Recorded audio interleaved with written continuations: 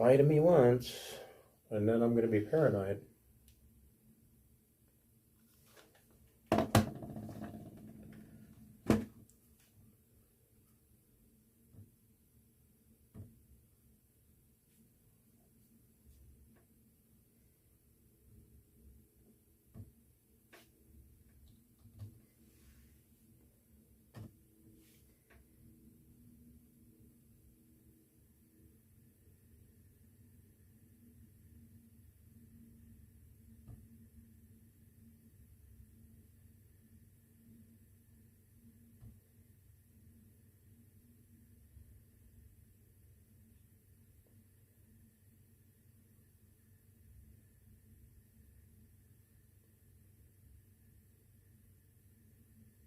I think it's working.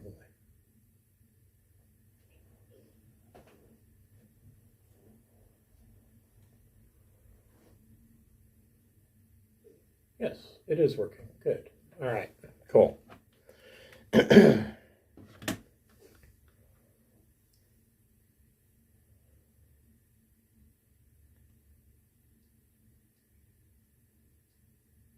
Okay.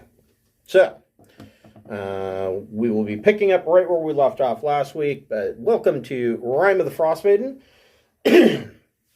Before we get started, I'd like to thank the Friends of the Greenwater Guildhall. It should be noted that none of these are sponsorships or partnerships of any kind. These are just products that we really, really like. The first on our list is a little bit exciting. It is for Dogmight Games.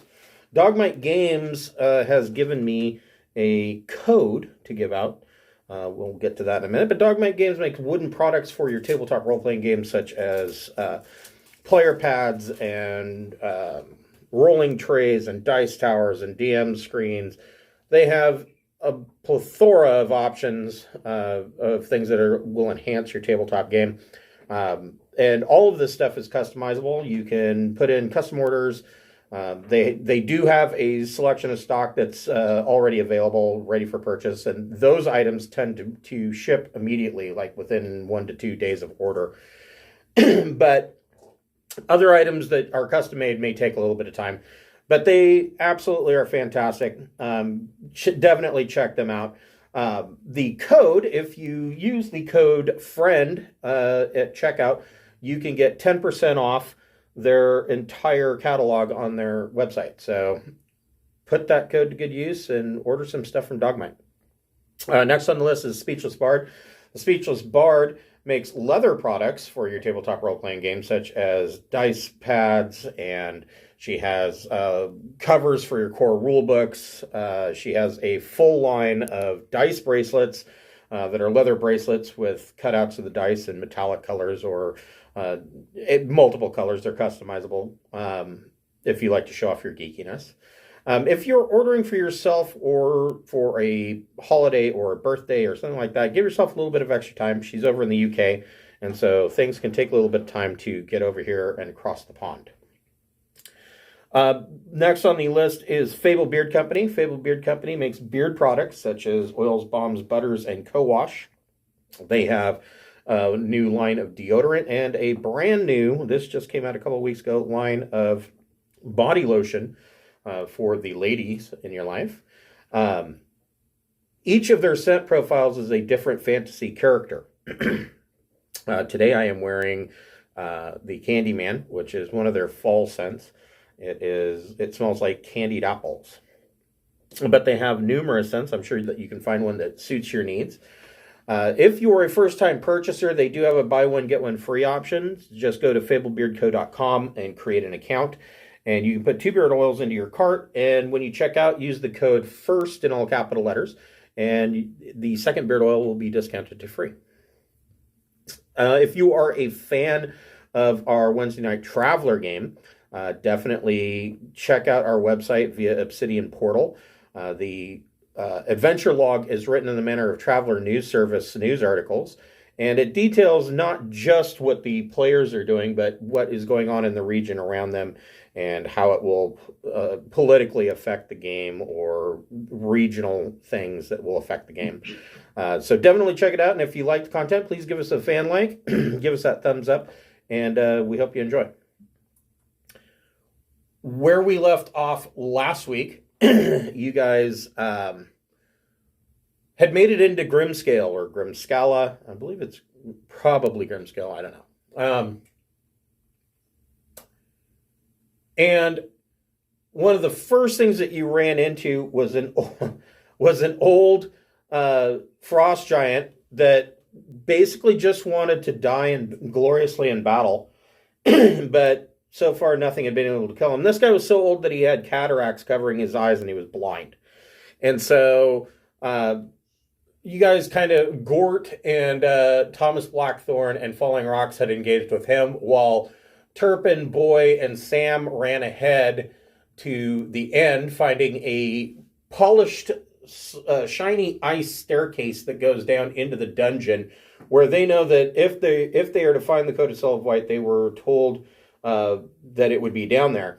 There were 6 of these icy looking gargoyles on a ledge overlooking the stairwell down into the dungeon. And Sam attempted to animate one of them with his animate spell, basically attempting to make his own little slave to go down in the basement.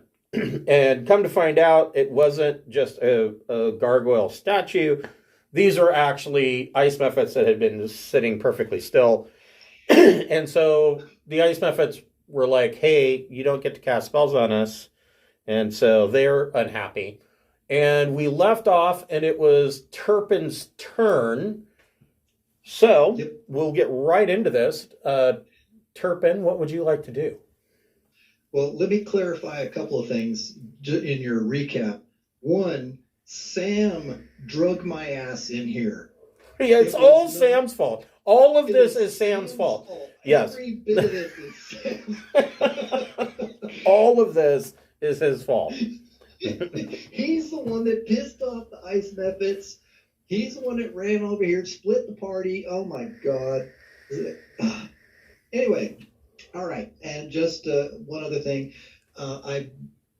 In order to keep up with Sam, I utilized one of my 3 10-minute flies. Okay. Yes. So yeah, I've got a marker on you that I assumed that you're floating around on little genie whirlwinds under your legs. Yep. Okay, so Turpin, seeing this total cluster coming and being geriatric old man that he is, was holy crap, and gets the F out of Dodge. You're gonna run. You're gonna bravely run away. I am bravely running away. Yeah, we're gonna. Let's see. Maybe I should say, yeah, we're gonna regroup. That sounds better, right? Regrouping. Sure, regrouping is yeah. Yeah, we're gonna regroup. I think that isn't that a Marine term. Marines don't retreat; they regroup. Yeah. Reconnoiter. Yes. So I'm going to totally regroup back to here. Okay. My full move regrouping, and boy, come back here, boy. Don't. So boy comes back over here, and Turpin screams, "Gort, get your metal ass out here!" And Gort comes out to there. Okay. And I feel much better now. Okay. So Thomas, the frost giant has expired. Mm-hmm. You can hear Turpin shouting about something going on out in the hallway. What would you like to do?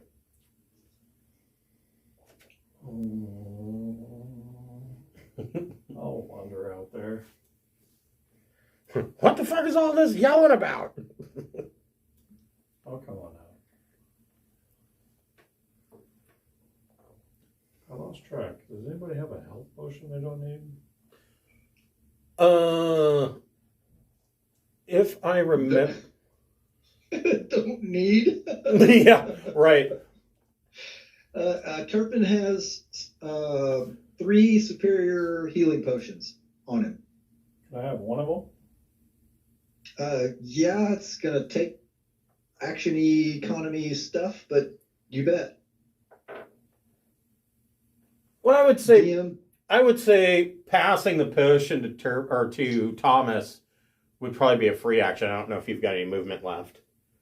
all right. Should. I can just slap it in his hand as he goes No, by. Or whatever. well, yeah. So I've reduced my count. I'm down to 2. Okay. All right. So you have They're a superior Those healing. are 8d4s.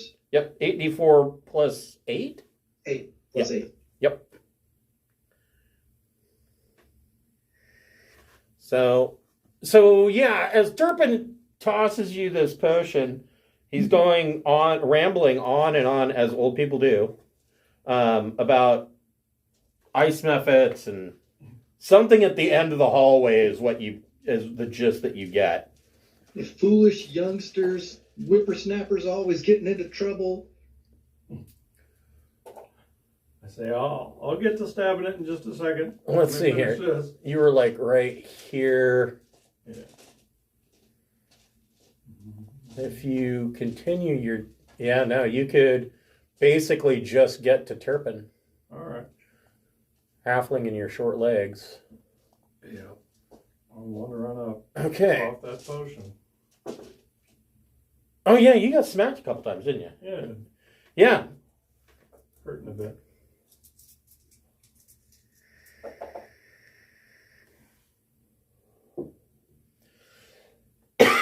Yeah, I'll let you drink that down. Normally it takes an action, but there's a little bit of time here.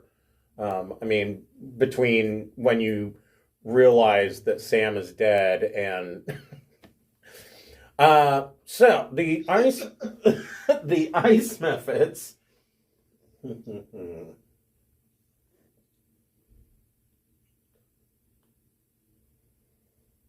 So I will tell you, 6 ice methods means that this whole encounter has a challenge rating of 3, which you guys are level 7, right?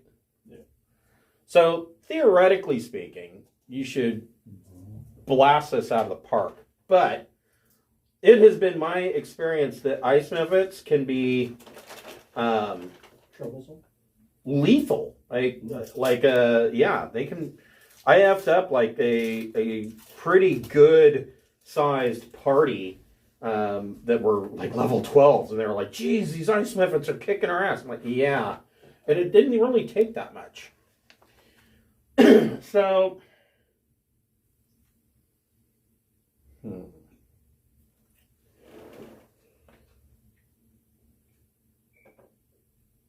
this ice method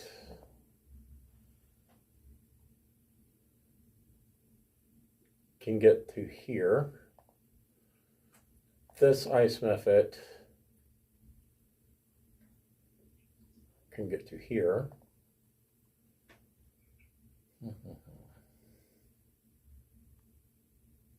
And that ice method says, wee, wee, wee. All the way. Right.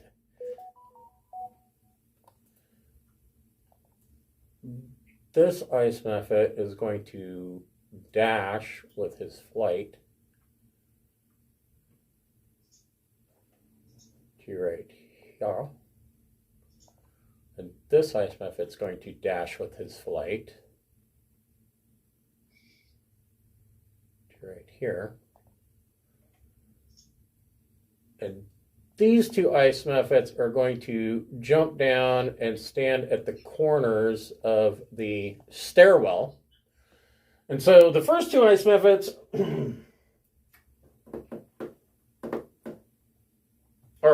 those 2 are both going to breathe a 15-foot cone of frost breath on Sam. So Sam, you need to make 2 DC 10 dexterity saving throws.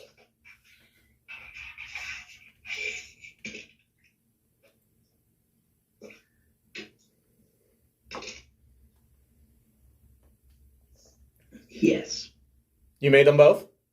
Mm-hmm. Okay. So Lowest dice roll was a 10, and I'm like plus something or other. I don't want to do math.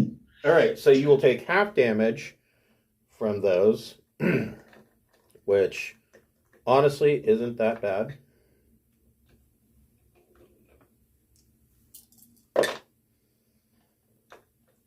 So you take a total of 5 points of cold damage. Ouch. Yeah, I mean, I know that you don't have a ton of hit points, so every little thing is probably painful, but down here, these two ice methods, this one is going to breathe frost breath on Boy. So Boy needs to make a DC 10 dexterity saving throw.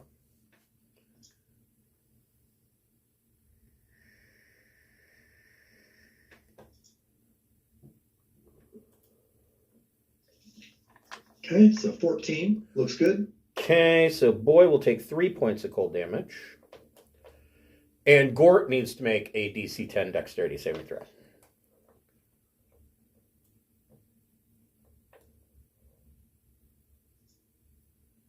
Hang on. Well, he got a 4. Okay, so Turn off that. So Gort takes 5 points of cold damage. And that is what the methods are going to do for now. So, Mr. Sam, what would you like to do?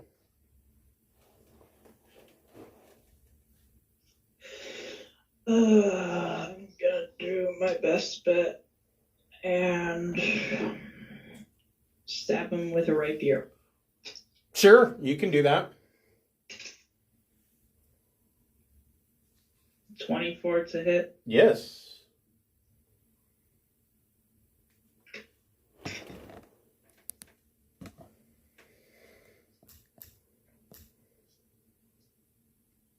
That's 12 damage. Okay.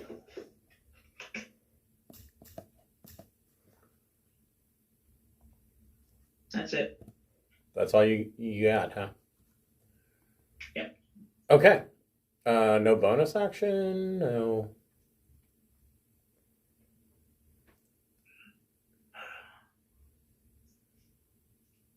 No. Use your offhand and slap him in the face.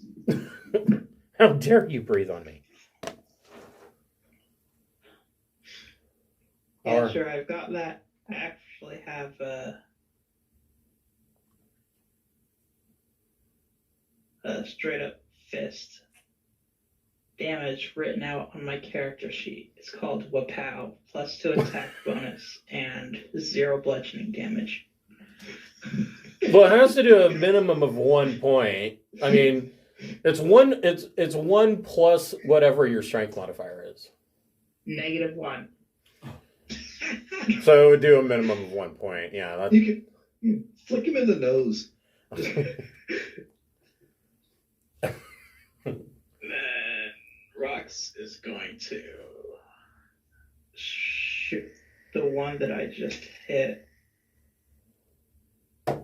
for 17 to hit. Yeah. So if Rox is going to shoot from where he's at, he would be at disadvantage. 17 to hit That still hits. for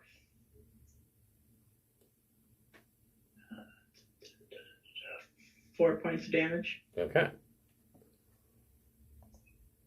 It's gonna shoot it again.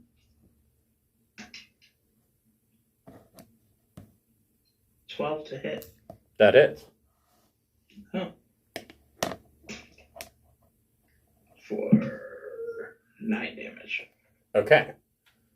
Well, this creates a whole new problem. So, Yep. when ice methods die, it explodes in a burst of jagged ice. Each creature within 5 feet of it must make a DC 10 dexterity saving throw, taking 1d8 slashing damage on a failed save or half as much on a successful one. So, and actually, the other ice method has to make it as well. And fails. But, I'm good. Sam, did you make your DC 10? Yeah. Okay. So the other method takes 3 points of jaggedy ice damage as the first Muffet explodes.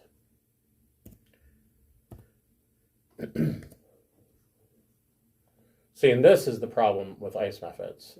You can kill them all you want, but they'll get you no matter what. So we should have fireballed them to begin with, and they would have had all sorts of crazy interactions. Right. So actually, Sam, you take 4 points of slashing damage from the icy explosion. That's half damage.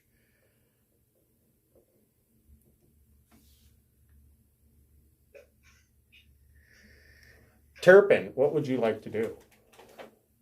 Sam, get away from those things.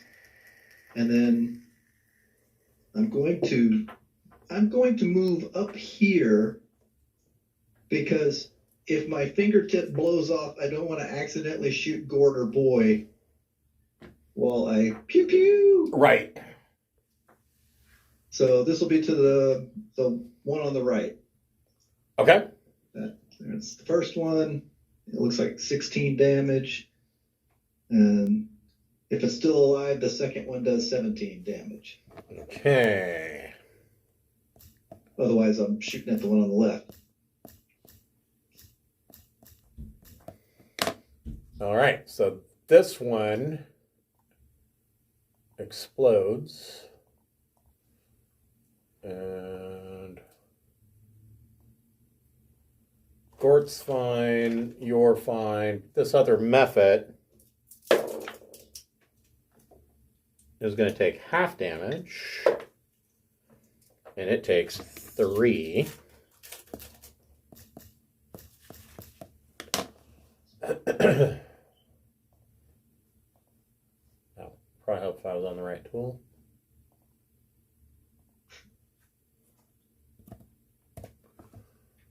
Okay.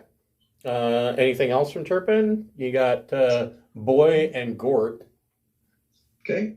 Let's see. This one on the left, it took some damage too. Yeah. From my second Eldritch Blast. Correct. And if it's still alive, then Boy will attack it. Okay. Here. Boy is he's just a real boy right now. He's not a big old, oh, that's ugly. What in the heck is all that crap? Anyway, that looked, Yeah, I don't I was know. trying to, it looks like I used some characters that Roll20 does not like, because I was trying to make it so that you knew who was doing what. Yeah, it looks like it just shit out the whole equation. Yeah, so I used brackets to put Boy as a prefix. But anyway, that was a 20 to hit. Yep. And it looks like it won't even work. Okay. Well, I'll do that. Here's the second one. Let's see if that works. Okay. That one looks like a miss, but the first one was a 20, and the first one would have done 6. Okay. And they have a strength check to see if he can pull it to the ground. Okay. DC 11. I got to fix the code in these things, because it does not like square brackets. No. Let's see here. Okay, so he gets a strength check.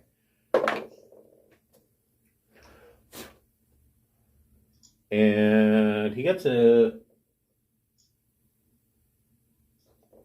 16 for a strength check. All right. Then he just got bit, didn't get grabbed and pulled down. Okay. All right. And that's the end of Boy. Gort. And say, Gort, engage. And so Gort will step up and, here we go. I got to give me just a nanosecond. Many, many millions of nanoseconds, and I will prevent it from barfing all over us here.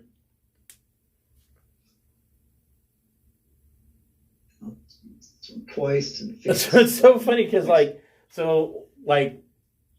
this has happened, and in our Saturday game, Jeff creates a whole bunch of these macros, and when they screw up royally. Sometimes they just don't work at all for no apparent reason. And I keep getting messages. Oh, have you created any cool macros in Roll20? And I'm like, no, I don't mess with that. And they're like, oh, it's going to make your life so much easier and things will run so much faster. I'm like, until they don't work, then you're kind of screwed. Yeah, all I wanted to do was add a little parentheses or whatever to say who was it, because it all comes up and says Turpin. Yeah, it always comes up saying the same thing, right? So anyway, so Gort punches the one on the left and does 11 because that's just a standard. He always says 11. Okay. It is still standing. That is also a hit. Uses his right hook and bam. Okay, so now... And then everybody has to see if it explodes and hurts them. So Boy and Gort need to make DC 10 deck saves. All right, here is Gort. Hey, he made it. And here is Boy. And he made it. Okay, So they both both take 1 point of slashing damage. Okay. From the explosion. Thomas Blackthorn, what would you like to do? I want to dash. And attack this one.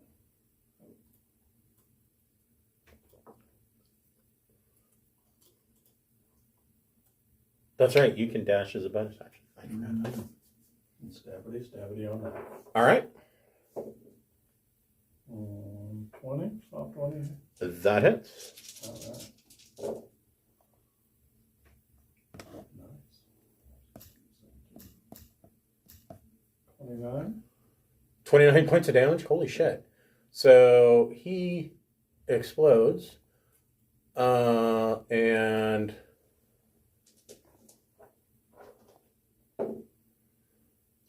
Thomas needs to make a DC 10 deck save. 16. Okay, so you'll take half. You take 4 points of slashing damage.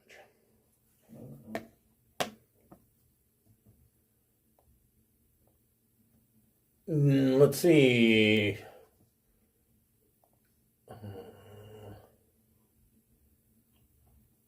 Well, that guy's just out of range.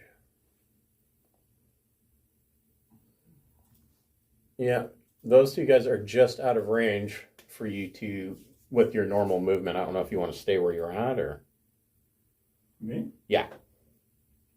I dashed. That was about the end of that one. Are you on a new So you turn? yeah. Okay. I guess that is true. Okay. All right. Ice Muffets. Well, these two can't allow for these shenanigans to go on.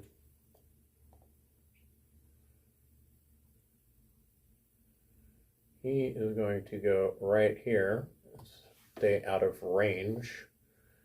He is going to go right here and stay out of range. Both of them are going to do 15-foot cone of frost. So both Sam and Thomas need to make DC 10 deck saves. 14. I'm good. Okay. So you will take half.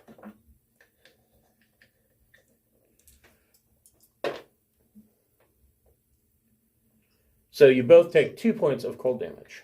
Even with evasion? With evasion, no, you take nothing. All right.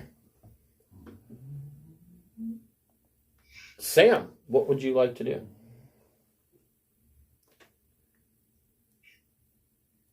Maybe a trusty.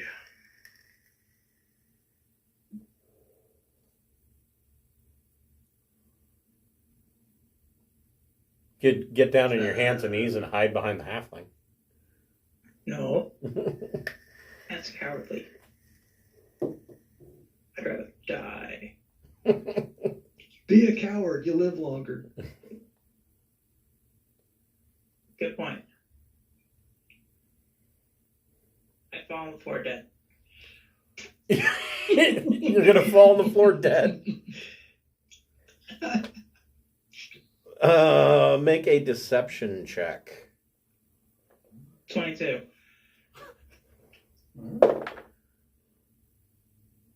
Wow. And so the Mephits are like, all right, that guy's dead. They believe you, especially since they only got a 2 for their intelligence check. I just flashed Turpin a very slight thumbs up. Yeah, I was just checking to see if I believed you. Turpin, what would you like to do? You see Sam fall to the floor and send you a small thumbs up as he falls down. Falling Rocks is still gonna... Oh, yeah, Falling Rocks. I forgot about that. So he could shoot this guy with regular shot. He's not at disadvantage since you're laying down. So a 12 and a 16. Yeah, both of those hit. Cool. 6 and 9, so 15 damage. Okay.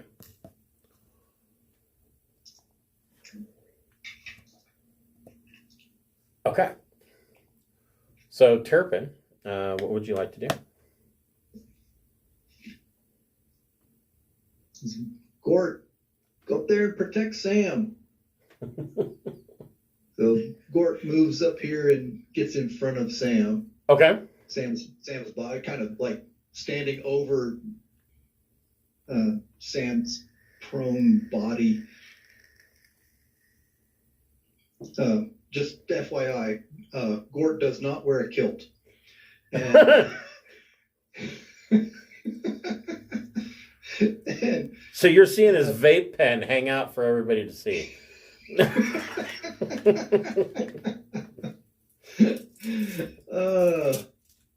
And boy moves up to Sam and prepares to drag him back away. Okay. You know, as if he's dead or something like that. And Turpin's going to come up here and he's going to ready an action to finger blast this one over here, but he knows he can see the bloodlust in Tomas's eyes and is going to wait. So he'll his ready action is if the thing still stands after Tomas hacks at it, he's going to cut loose with an Eldritch Blast. Okay. Done. All right. Thomas Blackthorn. Tumble behind this guy and stabbity. Okay. 21. Yep. 15. Oh, wait. 15 plus 8. 23. Okay, so this guy dies and explodes. So make a DC 10 dexterity saving throw. 15. All right, so you take no damage because you have vision. All right. Is there one left still? There is one left. Not being a complete idiot, this guy is going to fly here. And so he starts to descend the staircase. Our first intelligent foe. Yes. But he does not regenerate his frost breath. Which is not, terrific for him. But whatever. Sam, what would you like to do?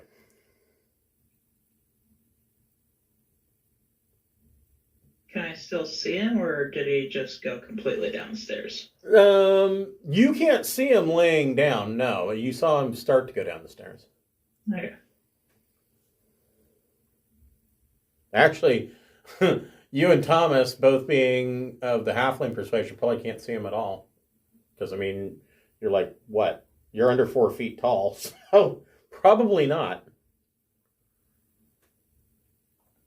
Not that ice mephits are really that big. They're about the same size as you guys are.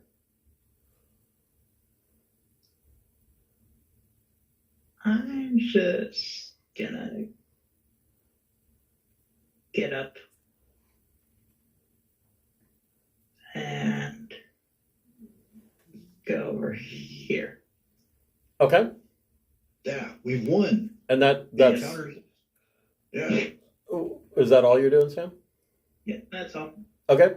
Are you going to have falling rocks move up? There you go. So falling rocks can just see the top of this ice mephit. And if he wants to make a shot at him, he can at disadvantage.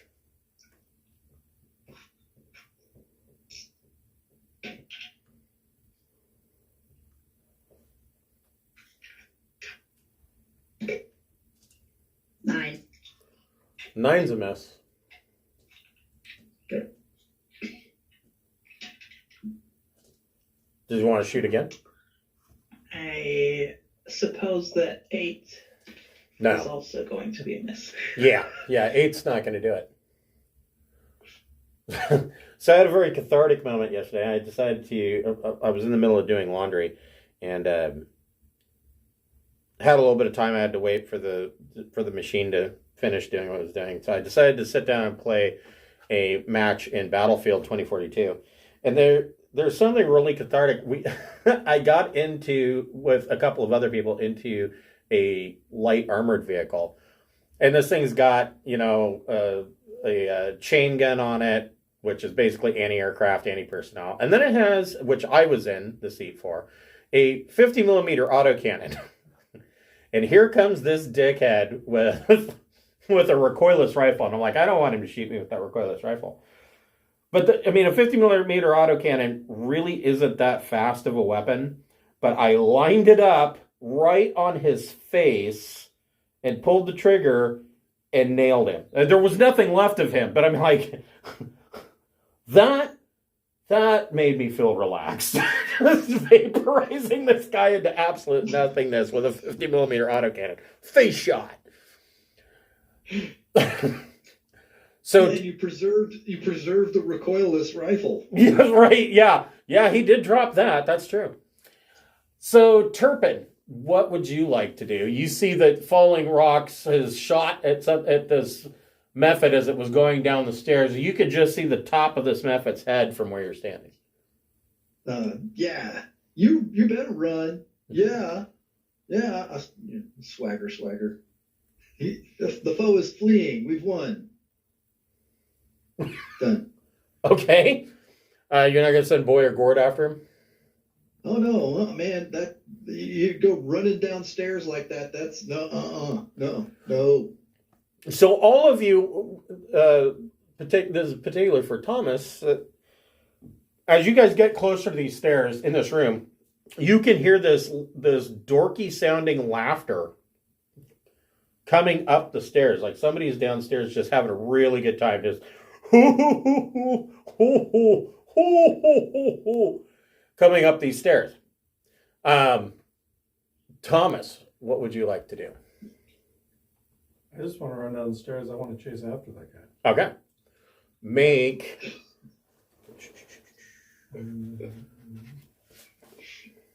I don't like to leave a murder unfinished. Right. No. Make a DC 10 Dexterity Acrobatics check. 27. Oh, yeah, no problem. So you see Thomas get down these stairs. You can go ahead and make an attack, Thomas, and see if we can just kill off this guy. 20. Yeah. Nat 20? Nat 20. Oh, shit. Double damage. This will be fun. Oh. Nice even 20 there. So 48. So, yeah, he explodes. Go ahead and make a DC 10 Dexterity saving throw. Safe. Okay. So you take no damage. And you guys see this hail of ice shards coming up out of the stairwell from this thing exploding.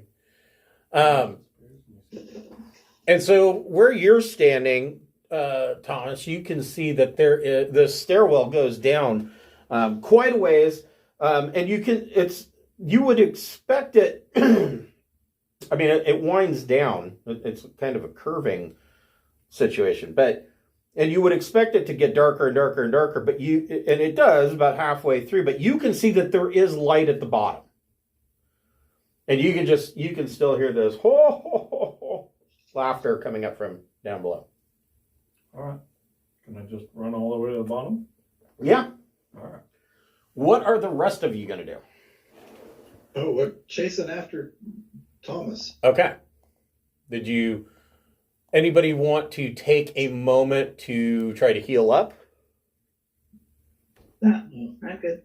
Gotta save this, our reckless, bloodthirsty companion. Okay. I shall copy all of you.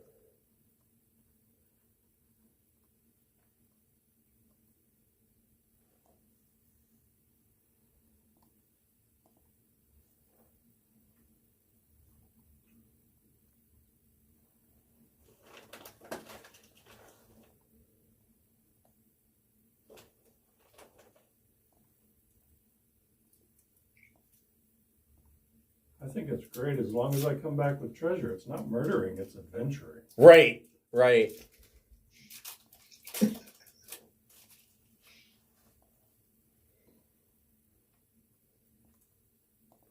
So, Thomas, you get down to the very bottom, and the others rush their way down. But so Turpin, Boy, Gort, and Sam, and I'm missing one of you. Where is? Oh yeah, All Falling. rocks? Yeah, Falling Rocks.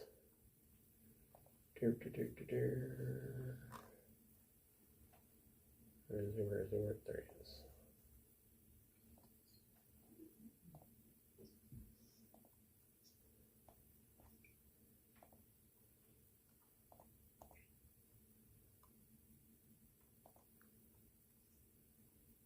There we go. So Sam and Falling Rocks, Turpin, Gort, and Boy all need to make DC 10 Dexterity Acrobatics checks. okay. Oh, one. Well, Turpin is flying, so he will assist Boy. He'll do the help action for Boy Okay. to stabilize him. Okay. So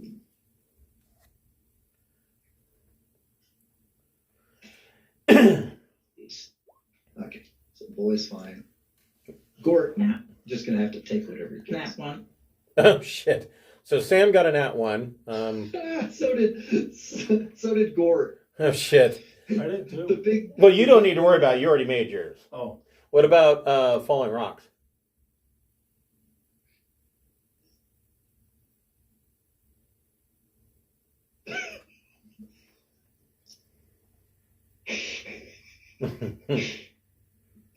That one. Are you serious? Wow. Okay. So the large-sized robot is on his back, thumping his head on every step as he's sliding down these So- icy steps. So, Thomas, you get to the bottom. The staircase descends into a vaulted chamber. A 9-foot-high railing of sculpted ice hugs the staircase as it descends to the chamber floor, which, like the stairs, is smooth to a gleaming finish. A walrus as big as an elephant is having a grand old time rolling and sliding on the ice and pays you little heed. And this walrus will flop around and then stop and then roll over on its back and sit there and skid across the ice, and it's just ho ho ho ho ho ho, ho laughing as it goes around. And then behind you, you hear clang, clang, clang, clang, clang, as this 8-foot-tall robot, Sam, and Falling Rocks come, just barreling down these stairs. And shoot ballistically across the ice. Right.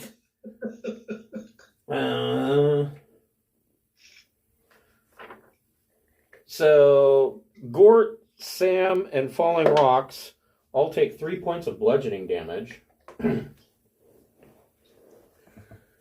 And hit the floor, and yeah, they skid out across the ice, which makes the walrus laugh even harder. The walrus is laughing so hard at this point that there's like snot coming out of his nose, and he's slapping his side.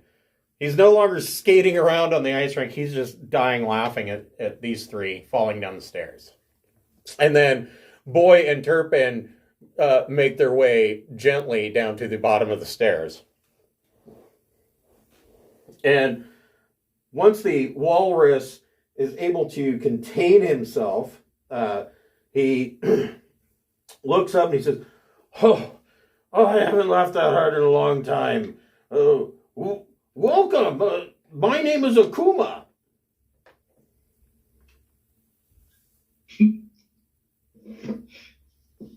Well, hello, Akuma. I'm Turpin, and this is my companion Boy, and our protector robot Gort over there. And Gort is attempting to stand and flat falling. Hits his butt over and over again. And I'll move over there and help him get up. And I'll do intro. This is Tomas or Thomas. I've been thinking it was Tomas. Either way. Either way. And Sam and Falling Rock. We're pleased to make your acquaintance. Oh, I'm always happy to meet new friends. Well, tell me, what brings you to Grimskalle?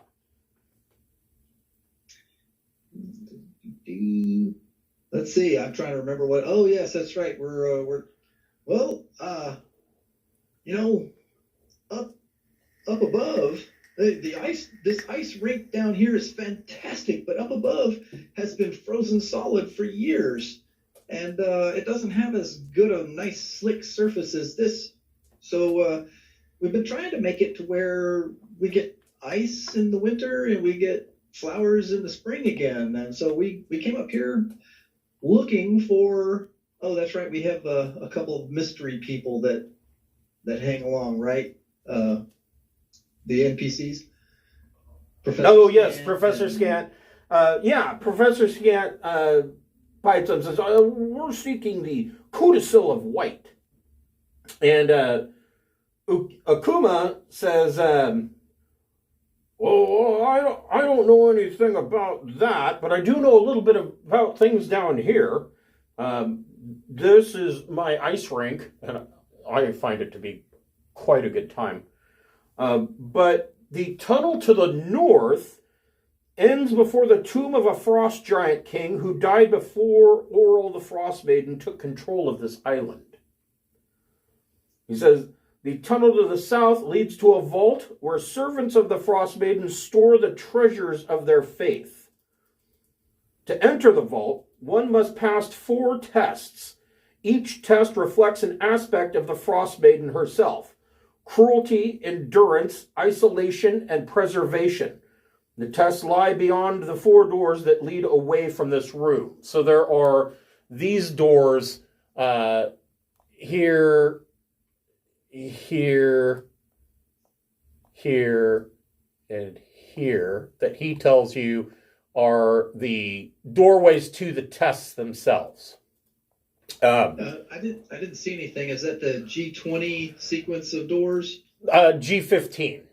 So there's 4. Okay. There's 4 G15s. There should be a. Oh, gotcha. Okay. Door here, here, okay, and here. To the south is the vault. Once you complete the 4 tests, he's saying that the vault itself should open. He says, I would think that whatever it is that you're searching for would be behind the doors to the vault. I don't know anything specifically about it, but that's usually where the followers of the Ice Maiden store the important things. And then he says that to the north is the tomb of a frost giant queen.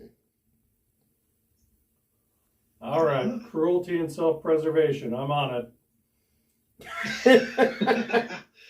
So Akuma, can you tell us any more about these tests? Have you seen someone attempting to take them? He says he has not seen anybody attempt to take them, but he has heard that he says occasionally frost druids will come to Grimskalle, and they come down here, and in order to get into the vault, they must pass the tests themselves. And there have been those, he knows that there are stories of those who have failed the tests. He doesn't know what becomes of them, but he has never seen anybody attempt the test himself. Well, then keep watching. When groups come, when there are more than one that come to explore the vault, does the entire group have to take each test, or is it an individual thing that results in an open door? He says that it is his understanding that the whole group has to take the test.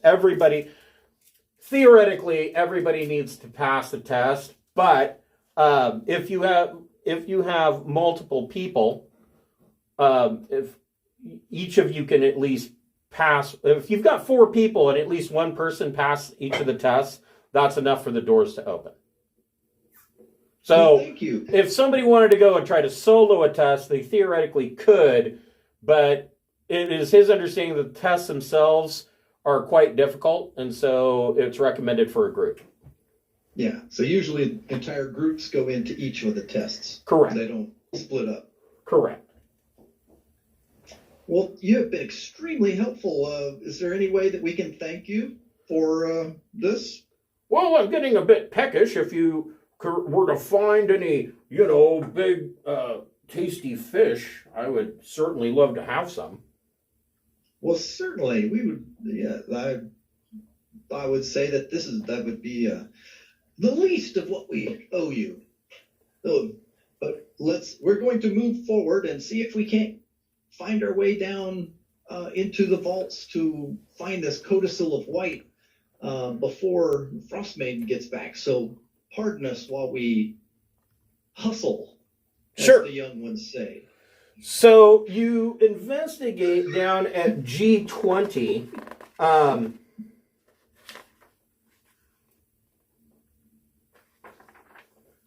There's a lot going on in here.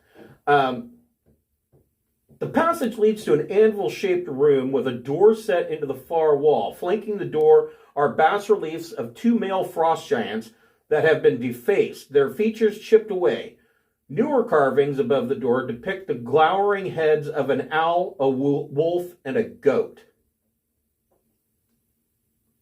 A disembodied voice says, "This way is shut to all but those who pass the tests of cruelty, endurance, isolation, and preservation." The doors don't seem to have any, there's no key lock, there's no handle, but you can tell that these are doors set into this ice. So it was an owl, a goat, and something else? It was an owl, a wolf, and a goat. Okay, with a couple of defaced... Yeah, and a couple of defaced sculptures of frost giants on either side of the door. Got it. That's a G20. Correct. Can I kick All this door right. yet? You what? Well, Can I Thomas, kick which this one do you want to door go? You can kick the door all you want. It doesn't open. Oh. So,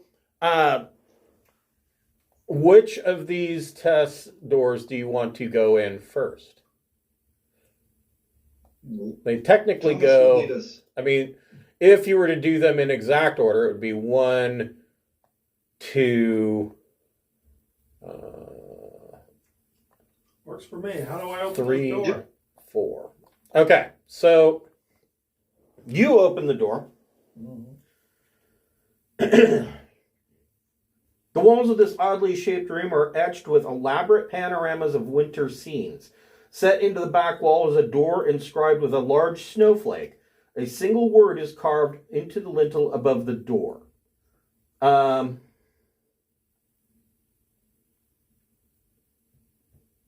Somebody can make a DC 10 religion check. I don't think that would be me unless we're all total ignoramuses on religion. Holy water burns.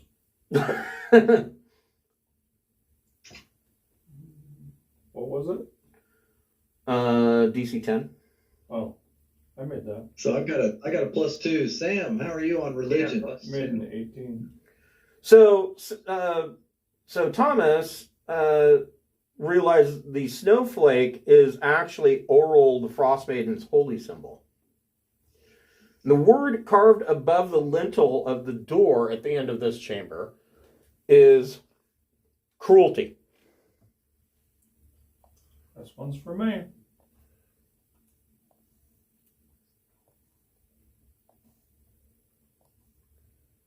I'm getting you all together because this is going to be complicated.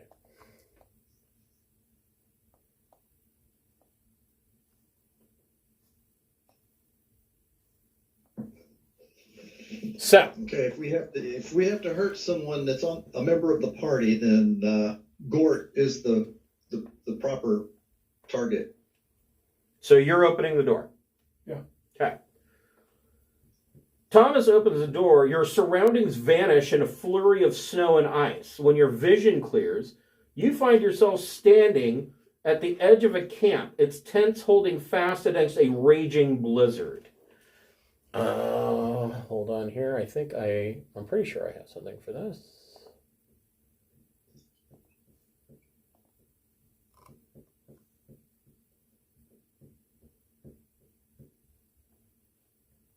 Yeah, I think they're all the same map.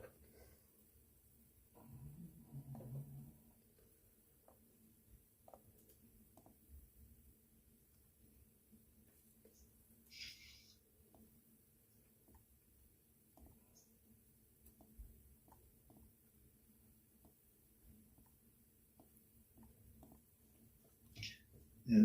Well, they're freezing, so the cruelty is that we need to steal all their lumber, so they freeze. And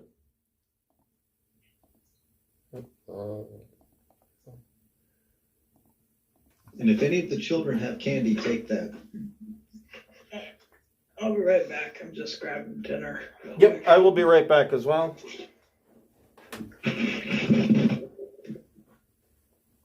Quick I think intermission. cruelty is pretty open-ended. You know, we could do a lot here.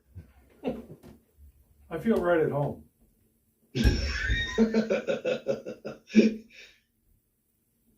We don't actually want to kill any of these. We just want to subdue them so that we can then be cruel to them.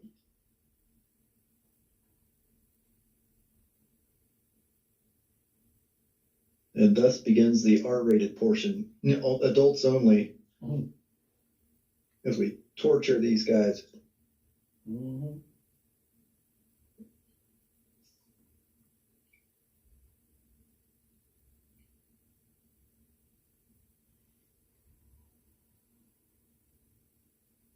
Turpin's not very confident of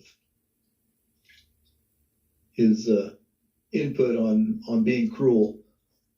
Oh, come on. Yeah, he's Takes going to leave a it little up to bit you. of imagination.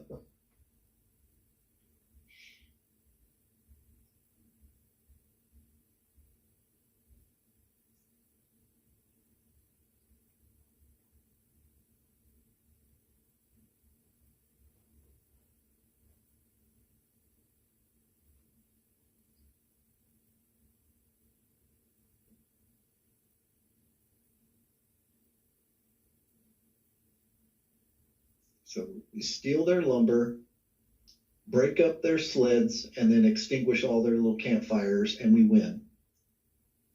We can just pelt them with money, set them on fire. Oh, there we go. Instead of freezing to death, we just set them on fire. Yeah. Well, that's pretty classic. Yeah.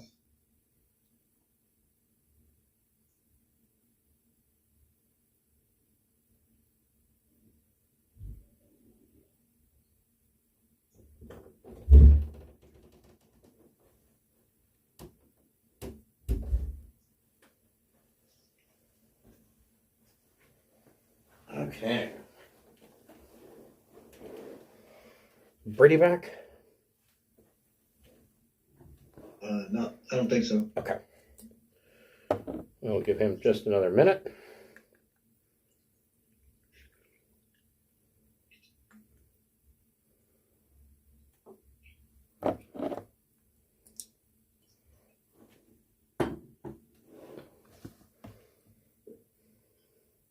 I was saying Turpin doesn't feel very comfortable with this particular test.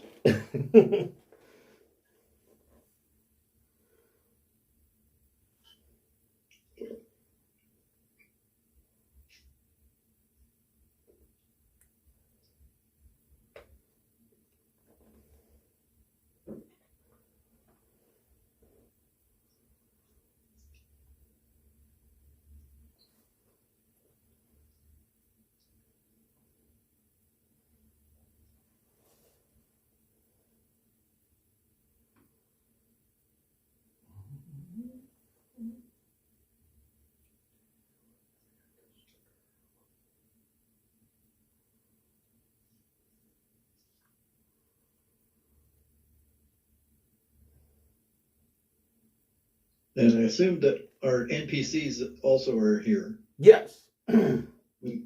So the first thing that you notice, Turpin, you are in the middle of this blizzard. I mean, this is a raging blizzard. But you are able to notice that not only yourself and Thomas and Sam, but even your sidekicks, everybody in your party has a small blue snowflake hovering above their head. Well, that makes it difficult to hide. Yeah, it's a tiny glowing snowflake floating just a few inches above their head. I know what to do with a golden question mark, but I'm not sure about this.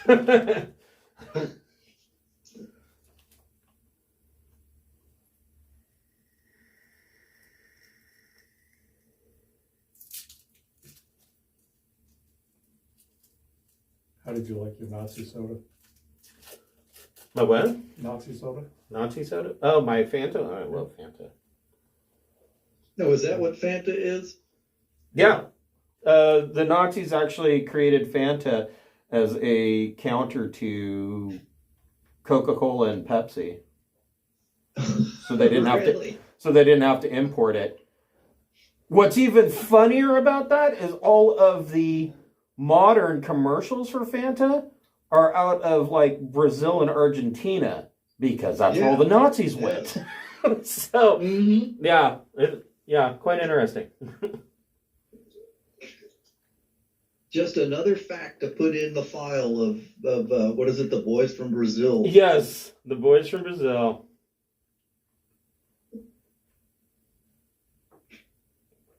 I was watching one of the stupid, idiotic conspiracy shows on History Channel where they went down and searching for facts that Hitler didn't actually die and that he went to Argentina.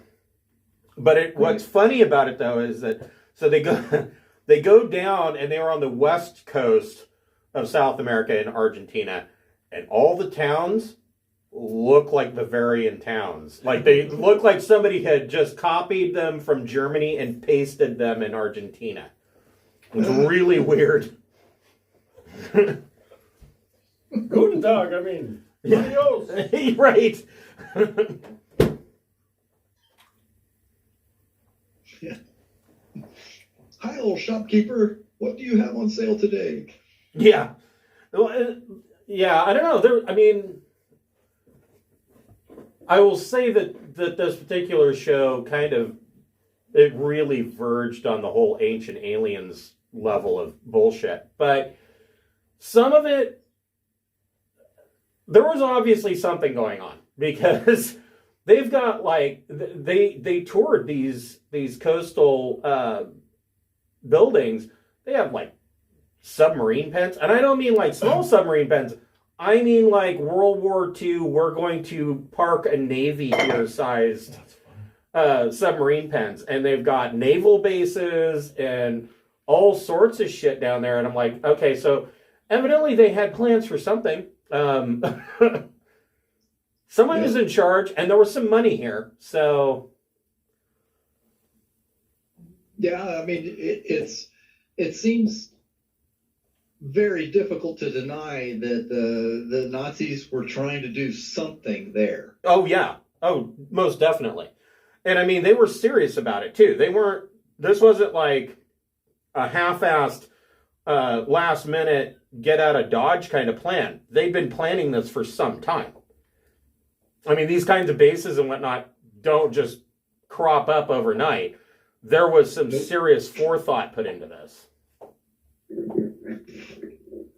Yeah, I've heard that there's a good number of blonde-haired, blue-eyed people down there. Well, and that was part of the other one. So there was this town down there, and they're thinking that I don't think it was necessarily Dr. Mengele, but they're going through his archive of research and experiments that he was doing for the Nazis in Germany at the time. Some of his experiments may have come to fruition because there's this town down there that has an inordinately high number of twins. And lo and behold, yeah, they're all blonde and blue-eyed. They don't look like people that belong there. But there's just a ton and ton and ton of twins. It's very strange.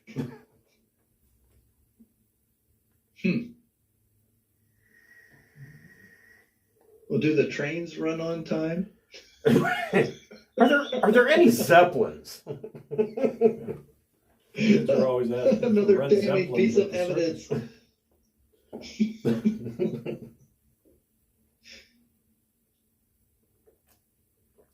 One scratchy sweater and it's, oh my God, the humanity. So, Brady, are you back? No. Nope. Okay. We'll just have to carry on without him. Yeah. So, this blizzard is raging around you, and each of you has this small glowing snowflake a few inches over each of your heads.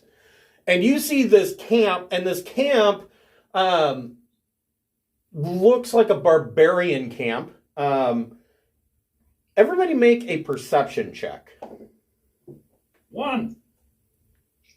Wow. So Thomas accidentally pokes out an eye.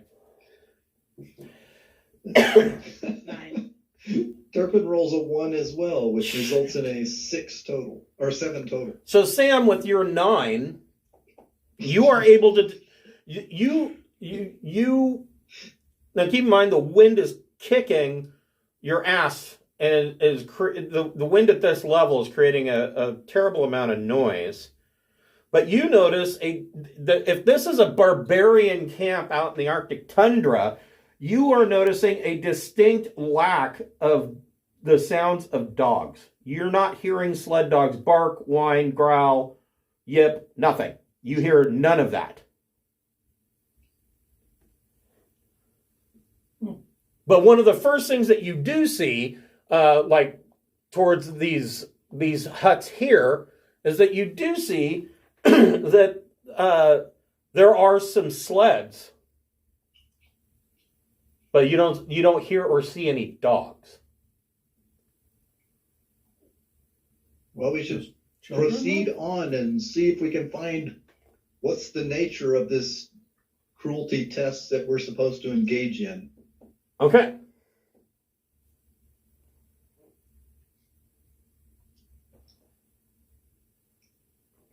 So we Okay. move in and So you come in. these tents or something. You come in. Oops. And you make it to the center. And as you are coming in, you see that over on a spit over the central fire in the middle of the chief's circle of tents, you see that there is the torso of a sled dog that has been skewered and cooked. And that's the only dog, obviously it's dead. That's the only sign of a dog you've seen. Your guess is that these people have eaten their sled dogs, which is beyond absurd for a barbarian tribe out on the glacier. And the other thing that you notice is that as you make your way into the camp, other of these raghead barbarians see you and immediately move. They move away from you, like they are terrified of you. Well, that makes sense. You make it to this. You make it to the center of the camp, and out of the chief's tent steps a large man with a beard, and he's got an eye patch. And he comes out, and he specifically doesn't look you in the eye. He's looking at the snowflake over each of your heads.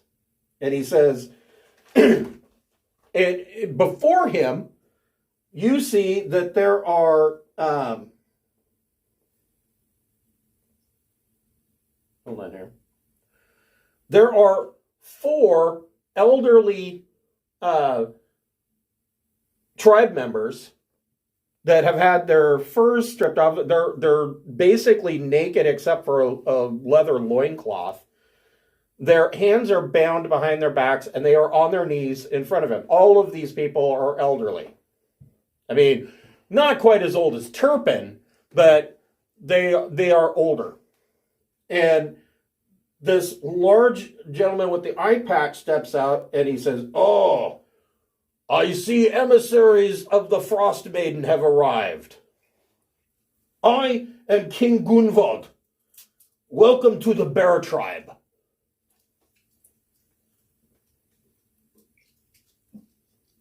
Thank you, King Gunvald. Yes, we have come from the Frostmaiden's abode. And what is going on here? It looks as if you are in serious trouble here. You're eating are you out of food? What is and who are these people that are dying of exposure here? Are they villains? They seem so old. He says, "I, King Gunvald, and the Bear Tribe, we are starving. I have sent hunters out, but this blizzard rages on, and we are unable to procure the supplies we need. We have eaten the sled dogs, and now I have decreed that we shall eat 4 of our elders in order for the tribe to survive. That is awful. As emissaries of the Frostmaiden, I command that you shall kill each of these 4 in front of me or leave the camp immediately." So I it's immediately like my just take rapier. out a rapier and stab one. You're just going to pull out, you're going to stab one? All right. Tomas, Yeah. we have the jar of mayonnaise. What? Why? I have supplies in my crystal abode. Well, mayonnaise is more of a condiment for an old person. We Probably a can lot of season. calories in it. We should soak them in the mayonnaise first so that it Soak 'em absorbs in into the mayonnaise. So, Sam's like, all right, pulls out his rapier and stabs the first guy through the back of the neck, and the guy falls forward dead. Hold on here.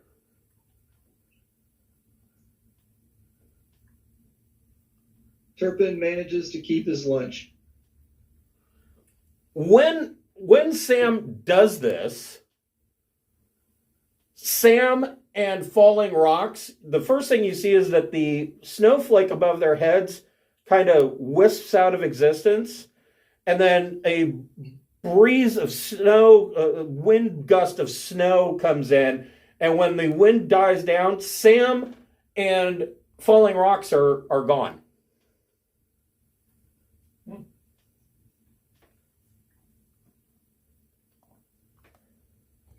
So,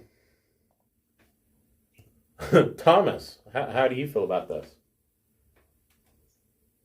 I'm not against it. It doesn't make a lot of sense, though. You always start with babies first. Don't you know anything? I know, especially, I mean, just from a taste factor, a little bit of, Sweet Baby Ray's. Man, that's some delicious barbecue right there. Good eating. Nothing better than fat, greasy baby thigh. Fat, crazy baby. So, yeah, are you going to go ahead and kill one? Yeah, I'll kill one. All right. Same thing. So he reaches over, slashes one of them, and Thomas disappears in a gust of snow and ice. So Turpin, you're left. There's two of these people left. Yeah. So Turpin is definitely upset, big time, and Elder abuse. Aunt and what's her name are there, and he said, "This is abominable. This is horrible. This should never be. This is just out of anger, he gets his group back here and fireballs the chief and everybody around him. Oh shit! I'm just gonna nuke. There'll be people dying. F this nonsense. I'm gonna use up a spell and fireball this piece of crap. Okay, hold on a second. If that's here. what's required, but I'm not happy whatsoever. This is awful. Hold on a second here.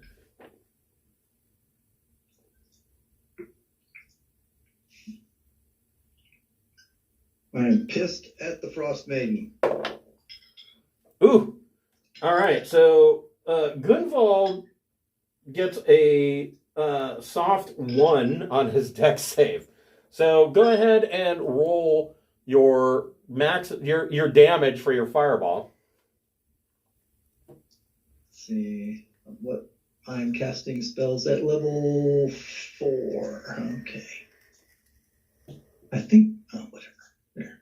I think I already had it taken care of. There we go. 33. Jesus. So There. Take your frickin' death. So Guildhall takes 33 points of damage, but I mean, in the process, because it's a fireball, it also takes out the last two elderly that are sitting there on their knees, and they're now barbecued and dead. And the snowflake winks out above your head and Boys and Gort's heads, and the three of you, things go white in a gust of icy wind. And when you reopen your eyes, oops. Yeah, I was holding on to Valish's Gant and the other chick's name, whatever her name was. Yeah, Valish Gant and Velen Harbell. When you open your eyes, you are all back in the chamber, and you can hear a disembodied voice say, "You have passed the test of cruelty." See? It was all an illusion. Oh no, this wasn't an illusion. This really happened. You were physically transported to another location. That doesn't make any sense. Yeah, as far as I'm concerned, it wasn't real. Could be. You're telling me everybody who comes through here has to kill 4 people every time? Well, Same tribe, same thing? when Turpin comes back, he does smell vaguely of burnt pork. Yeah. Yeah, I'm especially beloved by Auril. Yes. You passed the test twice. I got an A+. Which door would you like to open next? You got 3 more. You're still leaving it to me, or? It's up to you guys. Whoever you want picking. I'll go here. Okay? There we go. That's it. I'll be your karmic Sherpa. So this door looks exactly like the other one. Mm-hmm. I like all the parallel yellow arrows. It's like we're, Yeah, just a flurry of arrows. like the jump to light speed. Uh-huh. All right, what's this damn test about? So above the door on this one, it says,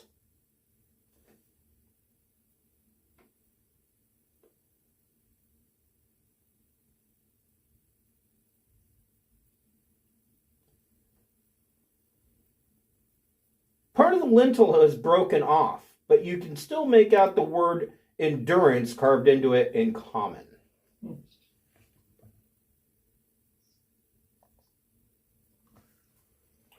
Your surroundings vanish in a flurry of snow and ice. When your vision clears, you find yourself in a raging snowstorm standing at the edge of a Reghead tribe's camp, in the process of being dismantled. The nomads work feverishly to tear down their tents and pack them into dog sleds. A few of them spot you and brandish their weapons. A tall figure standing among them calls out, "We shall not lie down and die for your pleasure, emissaries of Auril. Begone, vultures!"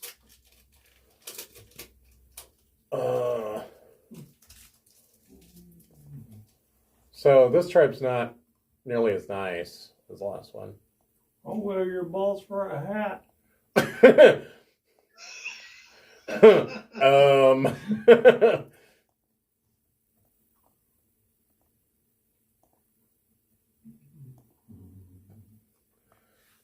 Okay, so What do we know about what does Turpin know about the Regheads? you know that they are, all of you know that the Regheads are barbarian tribes that traipse across the glacier. They are actually quite similar in many ways to the Uthgard barbarians on the Sword Coast, in that they take totemic tribes like elk, bear,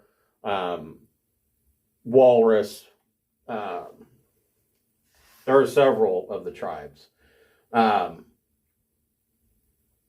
yeah, they're just barbarian nomadic people. They fear magic to the point where, with the exception of their shamans, they will usually, if they see somebody, even if they're, friendly or trading with them, if they see somebody who is obviously a spellcaster or casting, they'll probably try to kill them.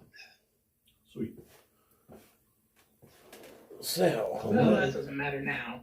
It sucks that I have tornadoes underneath me, lifting me off the ground. Yeah, they're pretty not okay with that.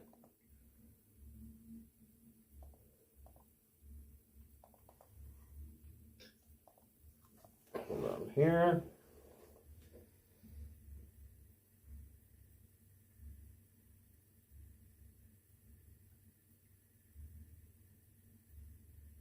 So the figure that has been yelling out to you to be gone or face, or be gone, vultures. They're not going to lay down and die at the pleasure of the emissaries of Auril, blah, blah, blah, is King Jorund, who is the leader of the Elk tribe. Jorund Elkhart.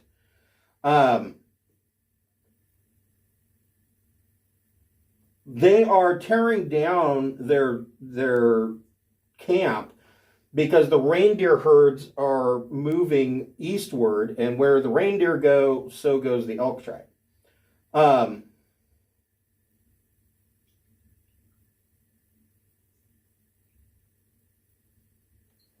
And so He commands 3 of these tribesmen to gather together to do battle with you. Well, I need to find these guys. Have you had enough of death? Why are we battling? Can we not instead help you move to your new location or something along those lines? Make a persuasion check.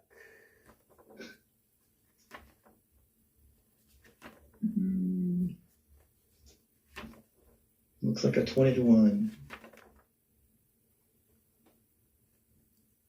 21 is actually pretty good. And King Jorund holds up his hand and calls off his warriors and tells you,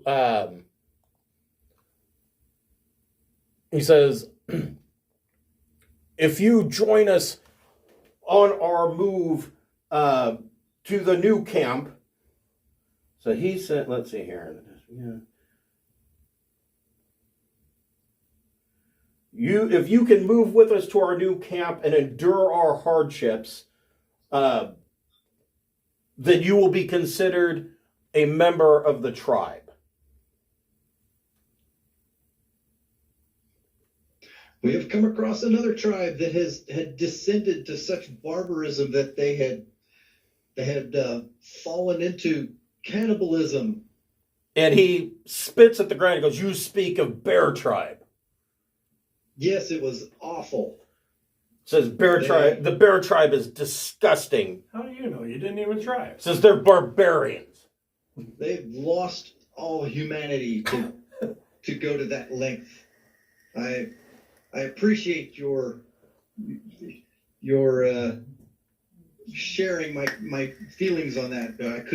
I could not join any tribe that would do such a thing to their own people. So I would be happy to assist you and move your items. Gort. Okay. Big giant robot. So King Jorund, basically, you're not required to help them pack up the camp, but basically the sleds are all filled with the leather skins that they're using for their huts and things like and the poles and things like that. So nobody's riding, and they set out on this long caravan train with all the people on foot, and then leading the sled dogs pulling their supplies. And as you're heading off to where they're in the direction they're saying that they're going to be setting up their new camp, the wind and this blizzard are blowing pretty much directly in your face the entire time. Sam and Turpin make Arcana checks. Is this something that I would suspect, or is this an unexpected roll? Could I prepare with guidance? This would be an unexpected roll. Okay, got it. 12. Just 10. So both of you realize that there's something unnatural about this blizzard. The blizzard, and you have no idea where the edges of this blizzard are, but the blizzard itself is acting as an anti-magic cone. No magic works inside this blizzard. Well, that sucks. Everybody Does Gort work?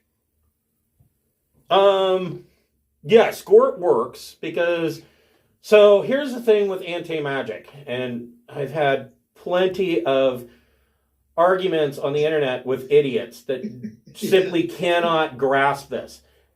Undead, robots, warforged, all of that stuff still functions in an anti-magic zone because they are no longer fueled by magic. Magic brought them into existence.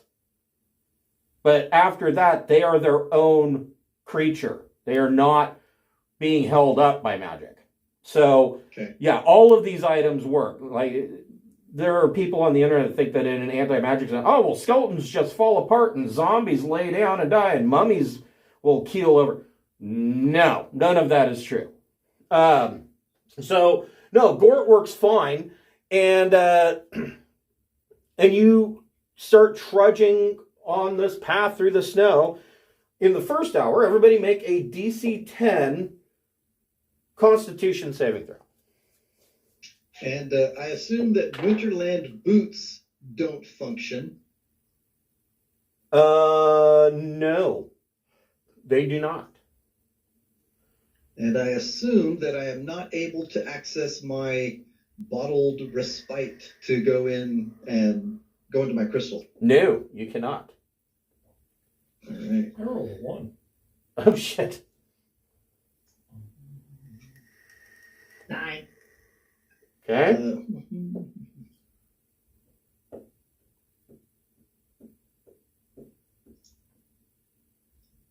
All right. Turpin's group made it. I Okay. don't know about Valish or Yeah, I will. what's her name? Valish made it, and Villain made it. What about Falling Rocks? I'm actually playing up his character sheet right now. I didn't have it up yet. I just memorized attack because I've used it so much. Right.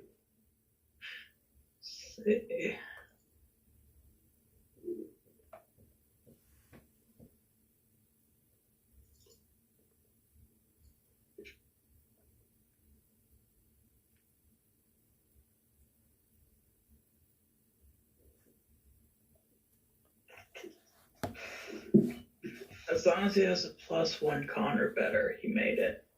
Okay. Got a 9 plus. Yeah. Hopefully plus. I would think. He got a 9. Let me double check something. It's +0. He increases levels with you, but I don't know that No, that I didn't. does. I didn't fill out his character sheet on Roll20, and I don't have access to the scan that I did right off of this computer. So But see, I would assume that he probably made it. I'm pretty sure that he would have made it. So Sam and Thomas, in the first hour of trudging through this blistering blizzard, you both get a level of exhaustion. Oh, good. So Yay. the two of you have disadvantage on ability checks. And you keep trudging along. Everybody make a DC 11 Constitution check. So we make this one a disadvantage, right? And you guys, Sam and Thomas make it at disadvantage. What was the DC? 11. Missed it. I don't think they make it a disadvantage. It's not considered an ability check. That's true. It's just a con saving throw. So yeah, no, you don't have to make it a disadvantage. That's not until but 3 levels of exhaustion. So Turpin is at 1 level of exhaustion. No, Turpin didn't get exhaustion. Well, no, I mean on the second time around. Oh, okay. So you missed it. I got a 9 on the second time you asked for a save. Okay, But I'm the other good, checks. and Rox is good. Rox is good. What about Rox got a nat 20, so he is doing just fine. Gorton boy? Yeah, the Gordon Boy are over 20, so they're good. Okay. Did you make it? Nope. Okay. So, and Sam, did you make it? Yeah, good. Okay. So, Turpin now has 1 level of exhaustion, and Thomas has 2, which means his speed is halved, and he's dragging ass behind the rest of the group at a whole 12 feet of movement. Oh. Yeah, Gort can carry. He's got an 18 strength, so he can help. Okay, so Gort goes to help Thomas. At 2 levels of exhaustion, I would say that Thomas is probably shivering, has ice crystals in his eyelashes. Yeah. Starting to get that look of like somebody who's been out in the cold in a 1960s sci-fi show. Which is Outlaw Josie Wales. They found that guy Right. frozen to death. yeah, the guy that was frozen to death. Yeah. Outlaw Josie Wales was a great movie. I love that movie. That's the most frozen guy I've ever seen in my Yeah, life. yeah. They were really brutal with how frozen people were in that. So, like any episode of Star Trek where there was ice involved, somebody was screwed. Yeah. They looked like a TV dinner that had been opened up and put back in the freezer for like 6 months. Yeah. Icicles growing off of everything. Well, and it wasn't even icicles. It looked like somebody needed to open the place up and de-thaw it. Like you haven't cleaned your freezer in too long. You need to just unplug it, open it up, and let it drain out. All right. So things are not looking great. Gonna make one more after the 10th hour of this journey. So let's see. You guys need to make a DC 12 Constitution saving throw.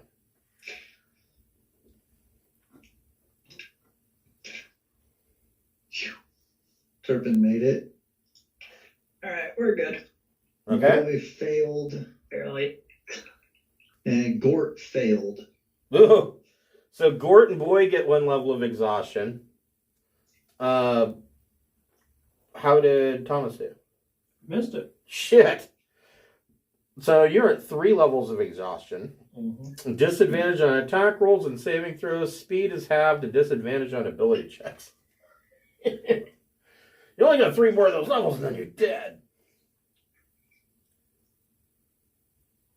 I'm hoping. So at the end, another 4 hours goes by of this. At the end of this march, I guess, technically it would be a forced march, which is why it was calling for so many checks. But you make it to the end of this, and Jorand orders the rest of the tribe to pitch their tents and start campfires. And so you are trying to kind of tend to Thomas, because he's the worst out of the bunch. And you get him closest to the first campfire that's set up. But at the end of when the tribe sets up their tents and they've got a big bonfire in the middle of the chief's circle of tents, you notice that all of the snowflakes hovering over your heads blink out of existence. And there's a gust of wind, and the bonfire kind of whips up, and then the snow is so thick that you can't see the bonfire anymore, and you kind of close your eyes against the blinding thrust of icicles that are hitting you in the face, and when you open your eyes, you are back in the cavern. Lame. And you hear, "The test of endurance has been passed." Which would you like to do next?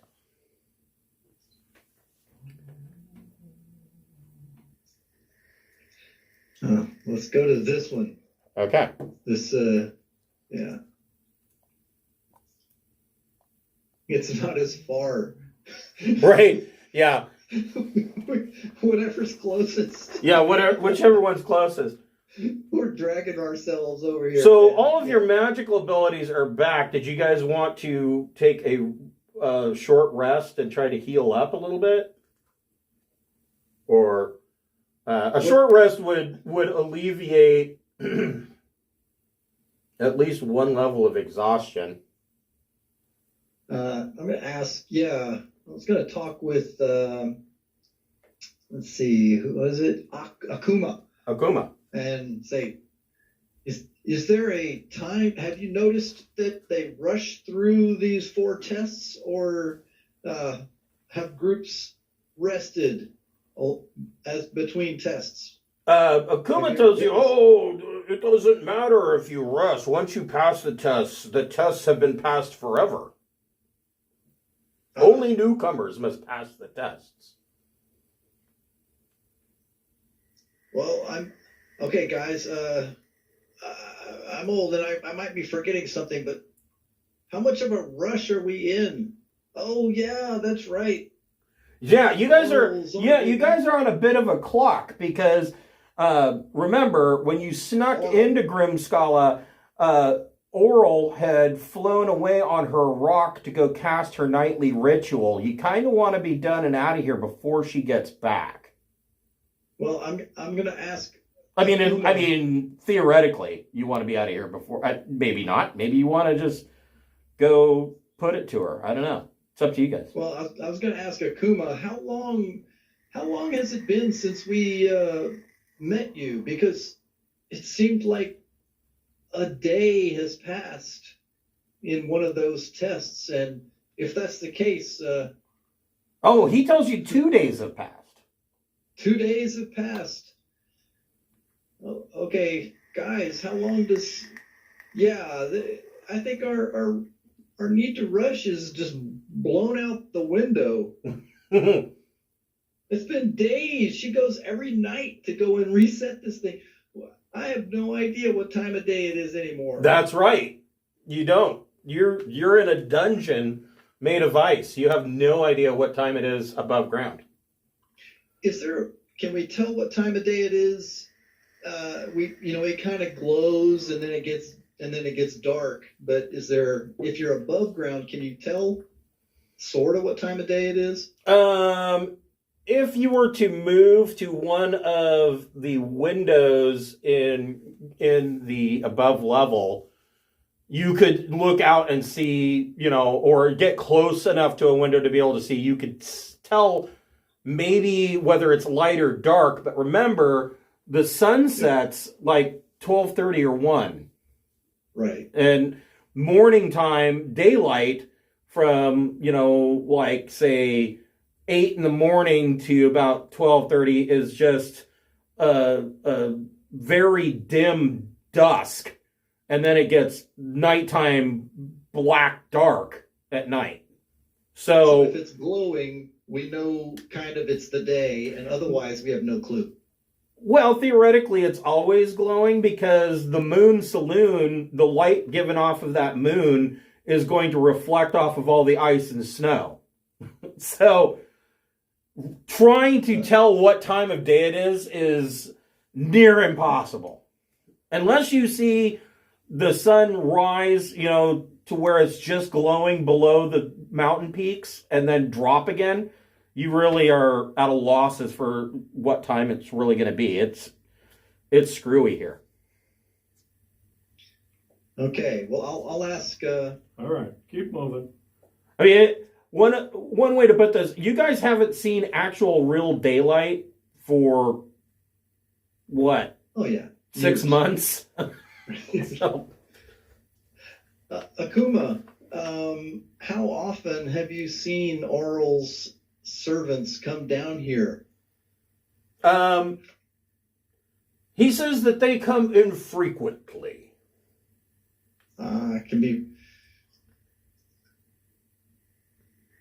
Well, guys, I'm going to send Sarah up and have her just find a little hidden spot where she can't be seen, and she's invisible anyway, but I don't want anybody to sense her. Okay. And she's just going to be able to look out a window from some hidden nook somewhere where she's good and safe, and have her come back to us when we have some sort of daylight, so we sort of can reset our clocks. Meanwhile, let's prepare for a rest, a big long. You want to take a long rest? And let's rest. Okay, so you want to do a long rest, in which case that would take all of your exhaustion away, restore all hit points and all spell slots.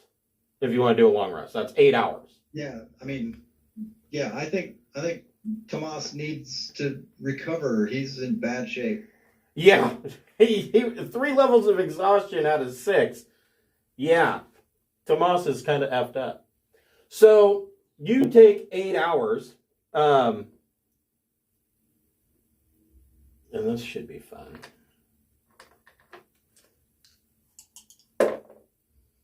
Oh, goody.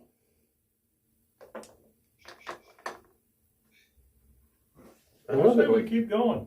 I love it when that happens. We don't need to pause. We don't have time to pause.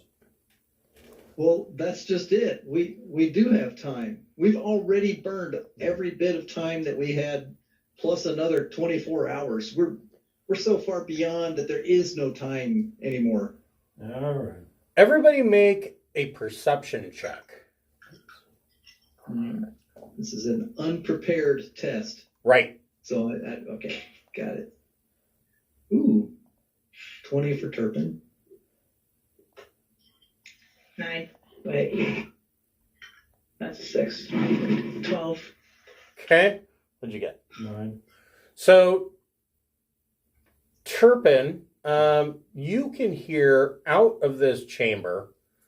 I assume that you were probably smart enough to shut the door behind you, but you can hear the sound of muffled voices. Somebody is talking to Akuma. All right. What would you like to do? Well, then I will alert everyone that this is happening, and Sarah has not returned, so we don't know what time of day it is. Right. See,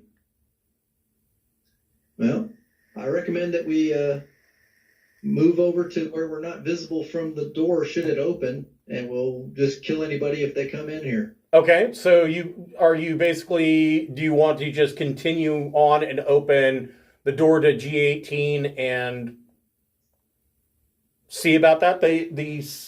The word in common above the lintel on this door is isolation.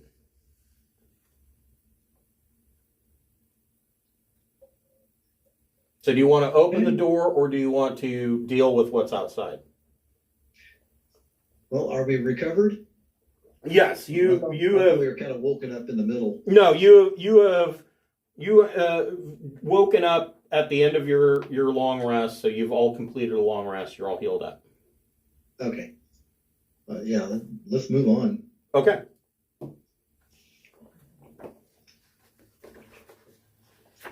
So Turpin's like, fuck these guys.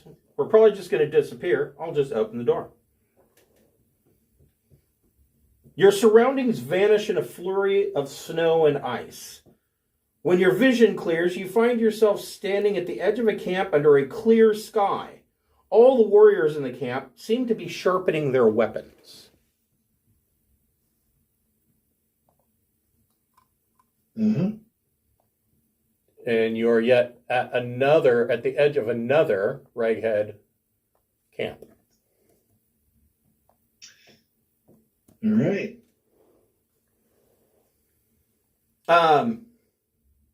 Everybody make a perception check. 1. Ooh. Jesus, you and those ones for perception, man. So this time he sticks his finger all the way into his ear. I'm deaf. Snow keeps flying into his eyes. Right. Well, not this time. It's a very clear night. Well, okay, snow blind. Got all that moonlight reflecting off the snow. Right. Turpin crits. Nat 20? Nice. Yeah. All right. What about Sam? Soft 20. Oh, okay. So this tribe, you can see all the warriors are sitting down in front of their tents or around campfires. They're sharpening their spears with flint. And you can see that out in the middle of the camp, you see a rather tall, muscular black woman dressed in winter clothing who appears to be the chief of this tribe.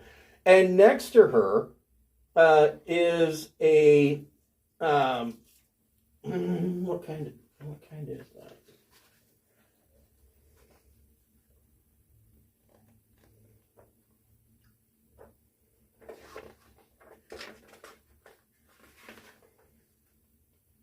It looks to be a saber-toothed tiger.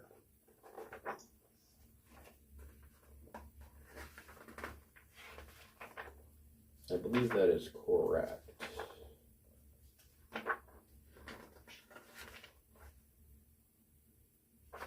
I really wish Wizards would stop trying to improve upon the alphabetical order of things.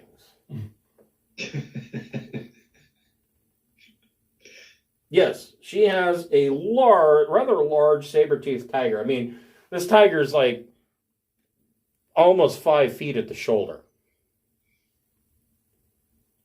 And she notices you.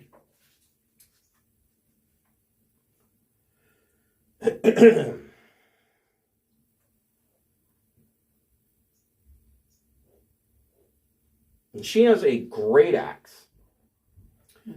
And the tiger kind of smells you on the air and then kind of gets into a crouch and lets out a large growl. And she reaches over and pets it. And she says, "Grava, keep steady." And she says, "Auril has blessed us." She shouts to every other warrior in earshot. "The Frostmaiden has sent emissaries to watch our camp while we complete our mission." And she looks to you and says, come to the fire. You will watch our camp while we go out and kill the unsuspecting elk tribe. What has the elk tribe done? Couldn't you instead kill the bear tribe? She says, "We are allies with the bear tribe. The elk are our chosen enemy. I bid that you stay here and watch over our camp until we return. I expect that we'll be back in a day or so." As Auril's emissaries, we accept this job. Okay. You don't eat your own, do you? We would never do something so barbaric. If you see any of the bear tribe, kill them. It's our allies.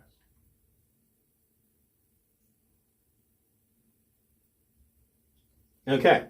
So the warriors of Tiger Tribe all take off into the night and leave you here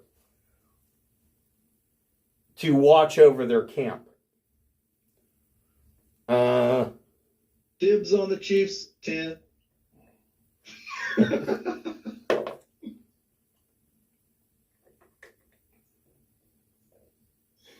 You are here a lot longer than 1 or 2 days. Gort, go watch. Boy, go mark your territory so that stupid tiger, when it comes back, will be all pissed off.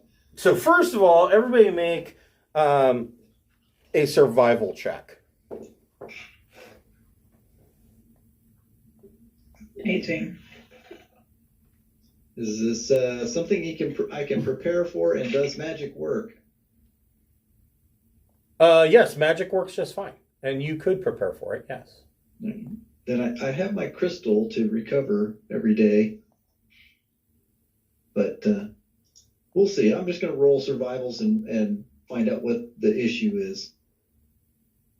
Okay. Sam, what'd you get? So Turpin got 13, and his entourage got a 20, and Gort got a 14. Okay. Thomas, what'd you get? 5. Oh boy. And Sam, what'd you get?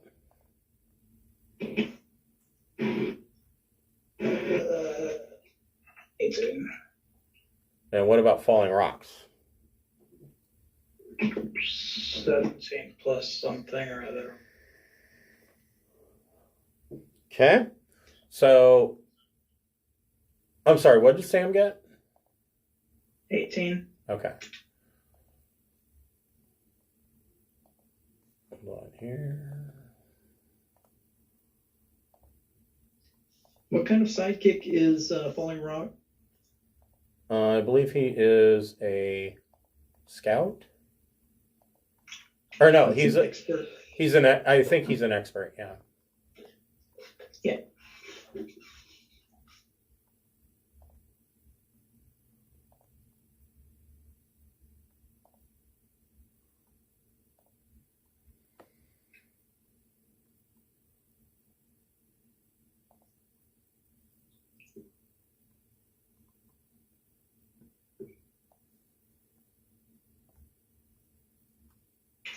I'll be right up and take my stuff to the kitchen. Okay.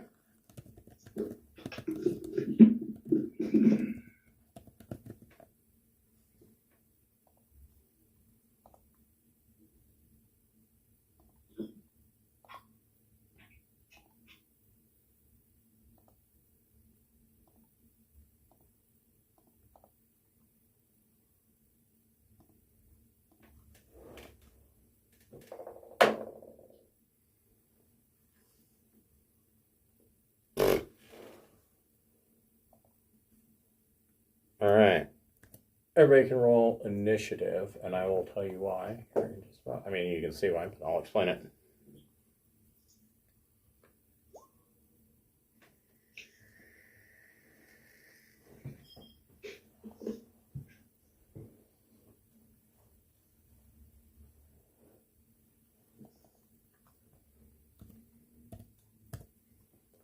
Thomas, what'd you got? 24. Nice.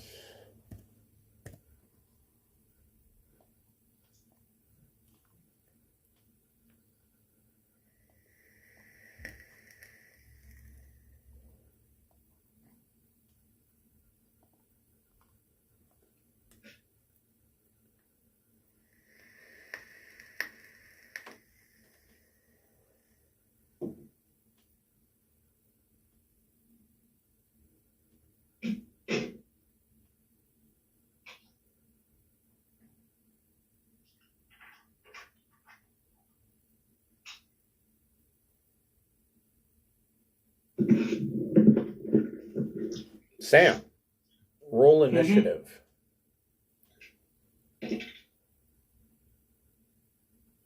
18.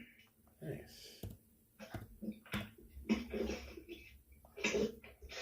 So, you guys see off in the distance, coming towards the camp, moving at a pretty fair clip, are 3 frost giants. And their axes are bared, and they look like they are moving into attack. Thomas, what would you like to do about these incoming? Now, none of these Reghead tribesmen are here. I'm just not going to go through the map and remove each and every one of them. You can use them as cover, though.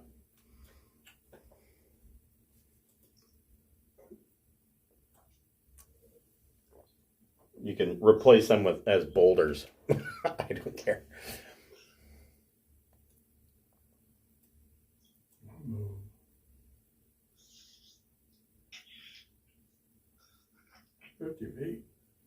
Okay. Get right up in their face, huh? Yeah. Dash. Is that close enough to attack? It is. I don't think it is. No. Let's see here. It is not. You're almost 10 feet away from them. All right. You got a dagger you want to throw at them? Sure. You can do that. 18? That is a hit. All right. Ow, my chin.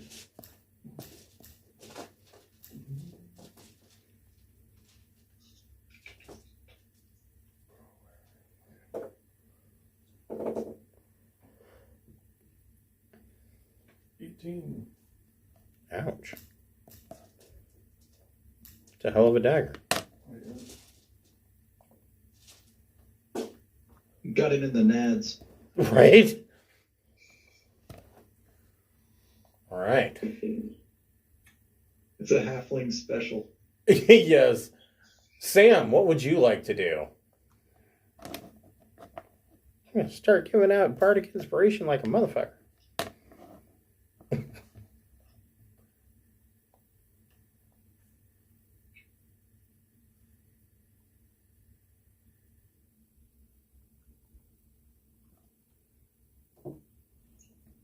I am going to be here.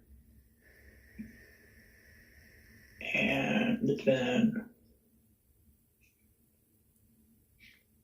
going to be here. And give Thomas bardic inspiration. Nice. So what dice is that you're giving him? D8. All right.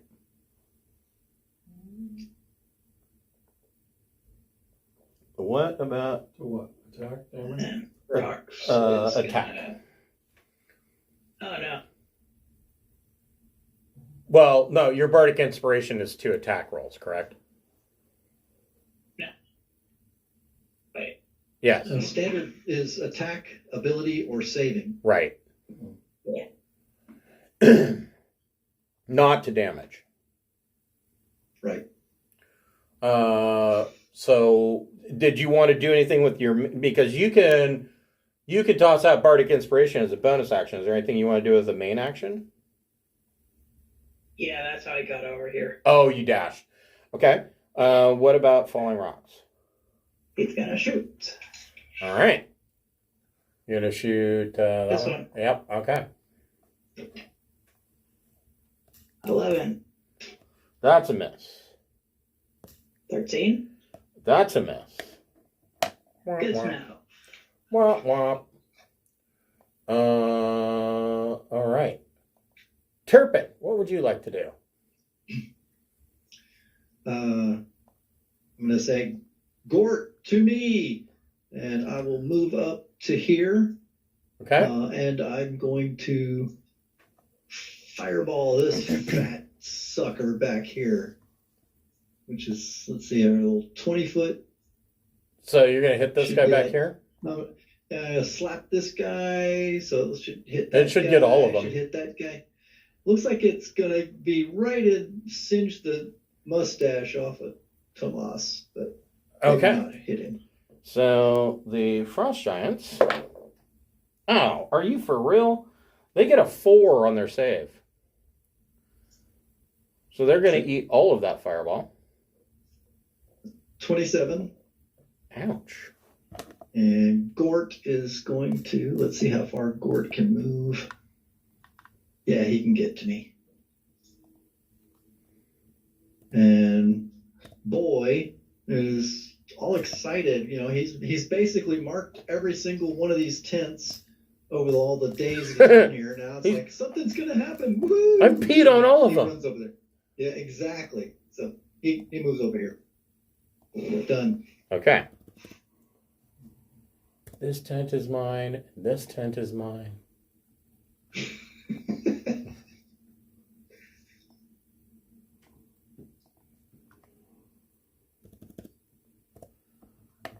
Okay. And so they all moved. Okay. Well, Frost Giants.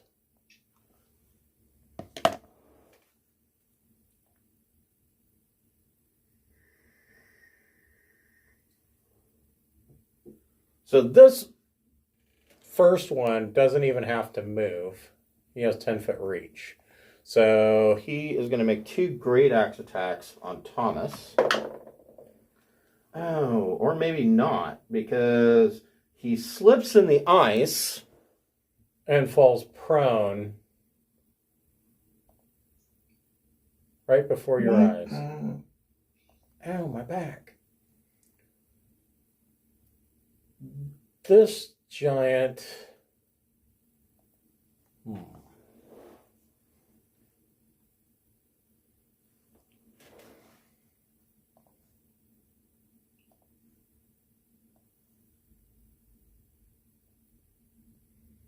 is going to throw a rock from his bag at Sam. Oh, shit. 14 to hit.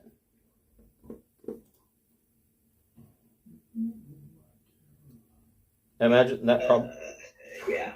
that misses? It's Really? Oh, man. Yeah, Sam, after this, maybe we should have Gort protect you instead of me. Right?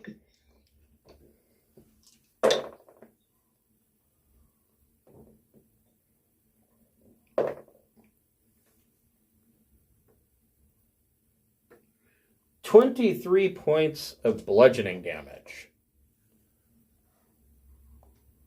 that's fine. I'm fine. Just shake it off.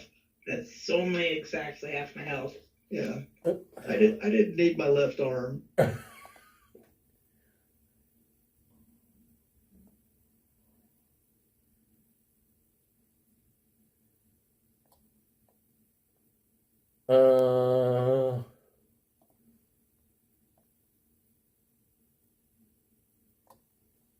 This giant is going to make 2 great axe attacks on Boy.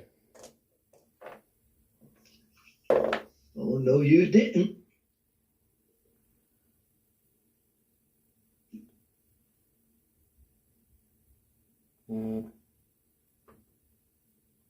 24 to hit.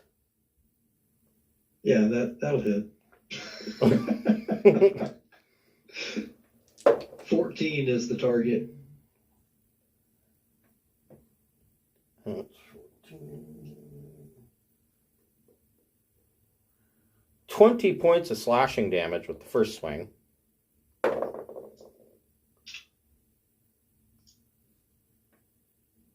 And 25 to hit with the second attack.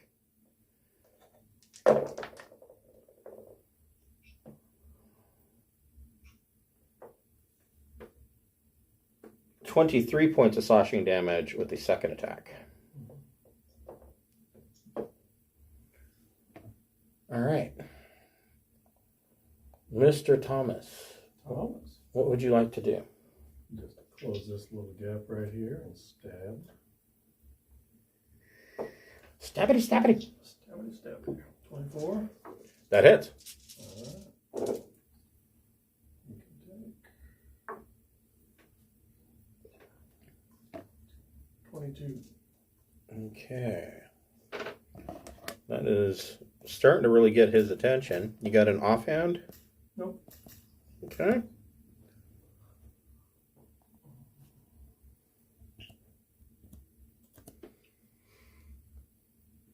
No dagger in your offhand? No. All right. I mean, I'd let you pull it out of his nads if you reach up here. This is mine. God damn it. Yeah, don't risk it. If you roll a 1, who knows what you're going to grab. Turpin, what would you like to do? You've got Boy engaged with this. Frostmaiden is trying to flank you. Yeah. That one pissing me off. Boy's yiping, and that's not the good yipe. That's a hurt yipe. Yeah. So I'll move over here and say, sick 'em, Boy. So Boy Gort enlarges Boy into his great ape. Okay. Form. I will put a mark on Boy to show that he is transformed. Yeah, he's now what is some crazy human? Yeah, he's huge. He's got a huge size status. He's a huge ape. And so that's Gort does that. All I did was talk, and I'm pissed off at this guy, so I'm gonna shoot him. Finger gun him? So finger gun him. First one was a 14. The second one is a 23. 23 hits. So he takes 12 from finger guns, and Boy. That's a hit. And that's, I think these are always 22s. And that's a hit. So he takes another 22. So, yeah. Whoops. Pissed us off. He got fireball blasted and pounded on by Grape Ape. Great babe. And just to add insult to injury for my bonus action, I'm gonna shove him. Okay. So he has to make a DC 17 strength save, or he moves away from me. Not that it matters. Okay. It pissed me off. All right. So Frost Giant's going to make a. Well, you got a 10. What's your spell save DC? I think you succeeded.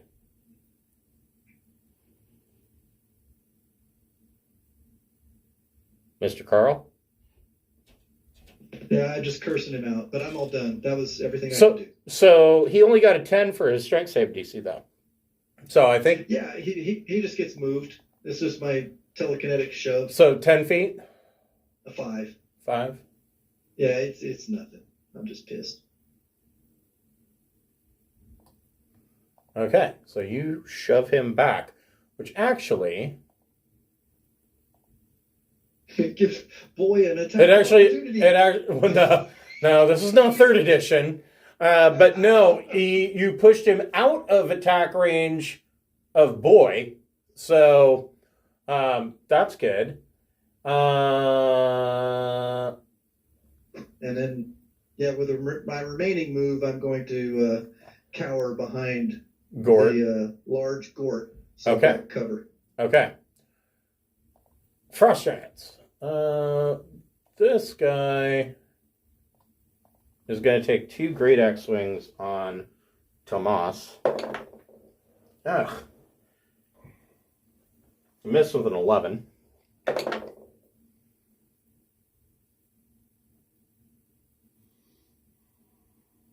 So 27 to hit. Well, yeah.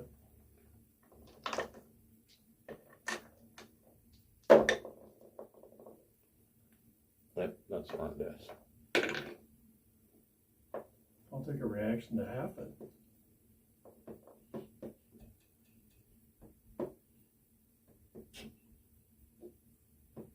So if you're having it, then you take 15 points of slashing damage. Right.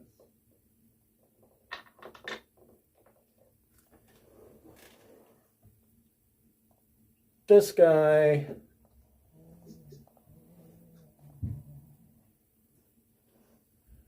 is going to move here, and he's going to try throwing another rock at Sam.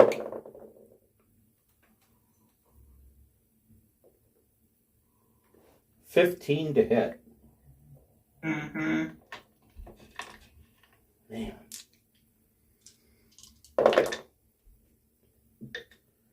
Get back here. Get some cover, Sam.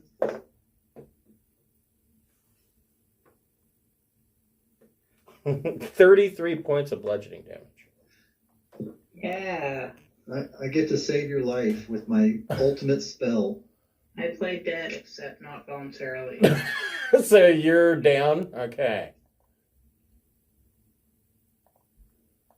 Okay. And the last giant is going to...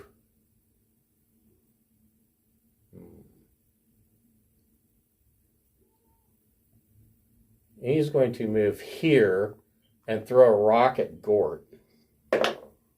Ugh. The rock goes wild and smashes this tent completely. And the giant trips and goes prone. And this giant uses half of his movement to stand up, because why wouldn't he? All right, Thomas, what would you like to do? Stab him again? Stab him. Do it. Do it. Do him, yeah. 13? That's a miss. Okay. I'll take it off there, man. About 19. That hits.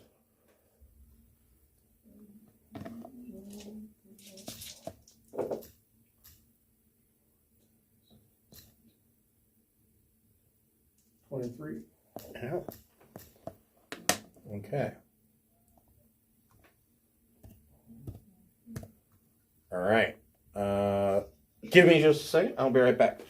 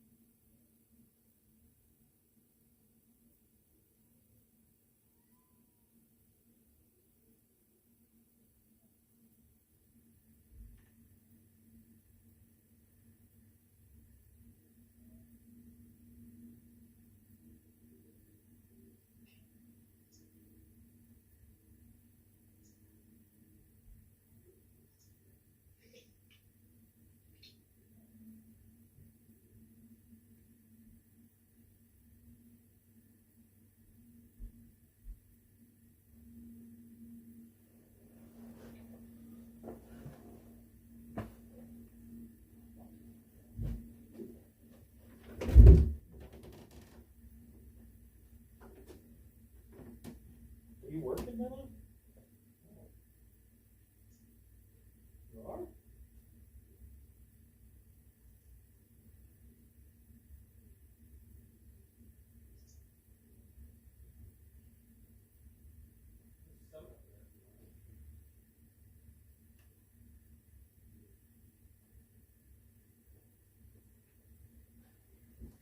Okay. So, Sam, make a death save. Nat 1. You got a nat 1? Mm-hmm. Holy shit, that's 2 failures. Yep. Ugh. Oh. Here we go again. Damn it, Sam.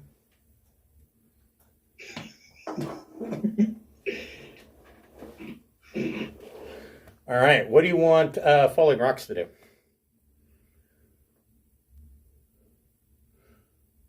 So does Sam have any more potions? Yes. Falling Rocks could come and pour a potion into Sam's mouth.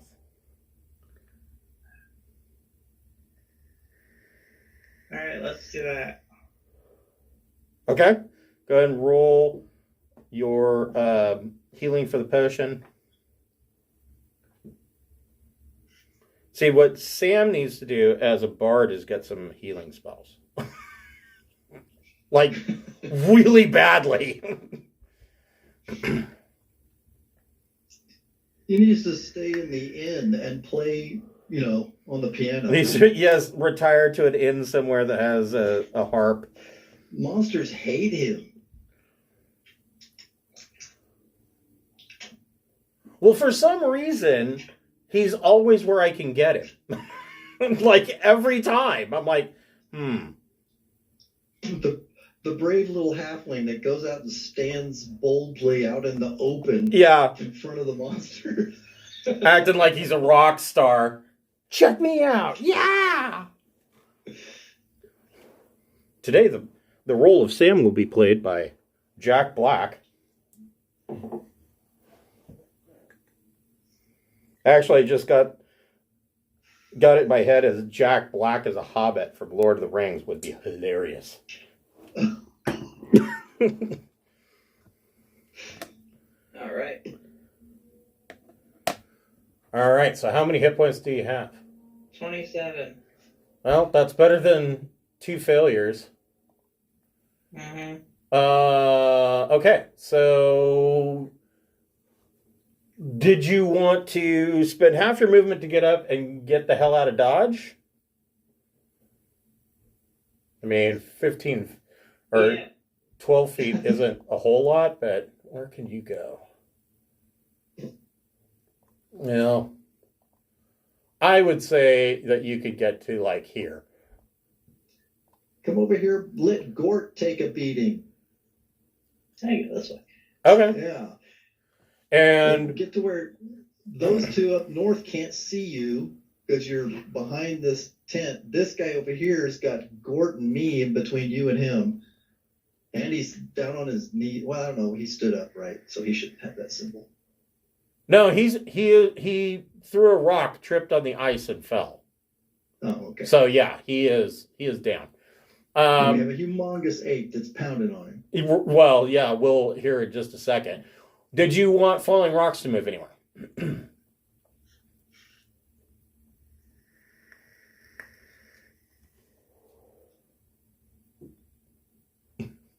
Let me move back here. Okay. That's probably not a bad idea. All right. So, Turpin, what would you like to do? Seeing Sam get beat bloody for the 4th or 5th time, I slapped It has to happen at least once per game session. I'm going to yank the master amulet, the Gort amulet, off of my neck and just slap it to Sam's chest. And just before I let go and let Sam have it, I'm going to say, Gort, protect Sam. And Okay. So Sam now has control of the shield guardian, which is Gort. Yes. So you command Gort to protect Sam, and Gort comes over here and kind of stands in front of Sam. Right. Uh, I move back over here where I've break line of sight with all of them, okay. and I've used my action to transfer that thing. And Boy comes over here and pounds the crap out of this guy. And Boy gets advantage on his attacks because the Frost Giant is prone.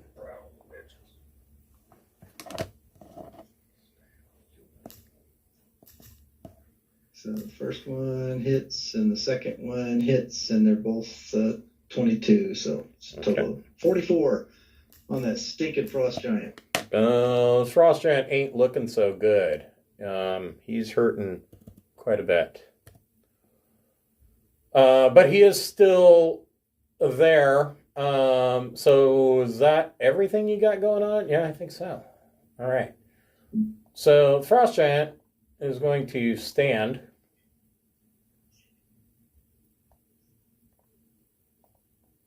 And he will make 2 Great Axe attacks on Boy.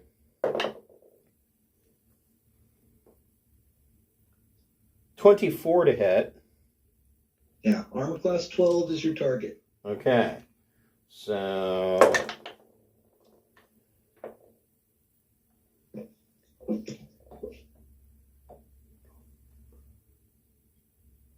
.27 points of slashing damage. And...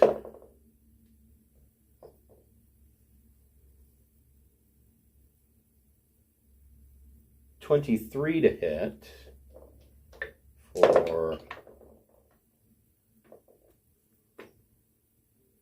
16 points of slashing damage.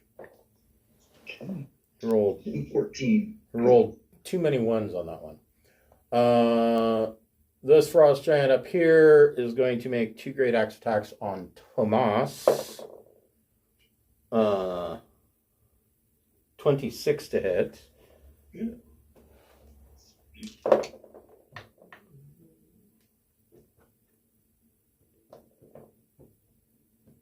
21 points of slashing damage. And the second 13 is probably a miss. Yep. And the last Frost Giant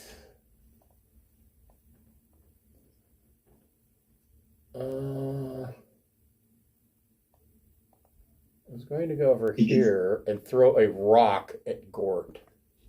Okay. You can see Gort and Boy very easily, and Tomas.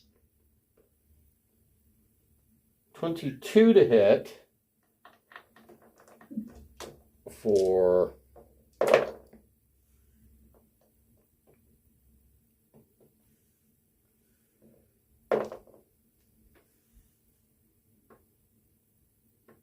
34 points of bludgeoning damage.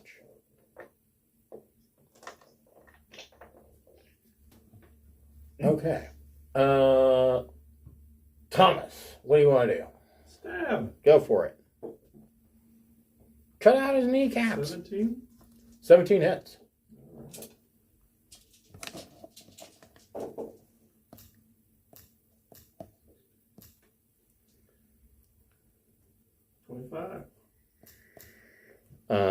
Bonus attack? Nope. Okay. And you seriously whittled this guy down.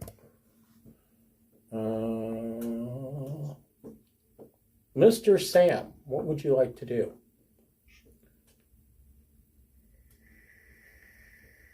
Gort has 118 hit points. He just regenerated 10. I'll track those. And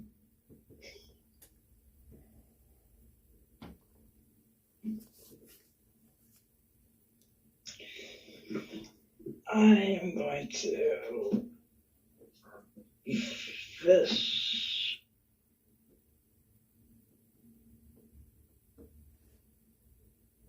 Buena?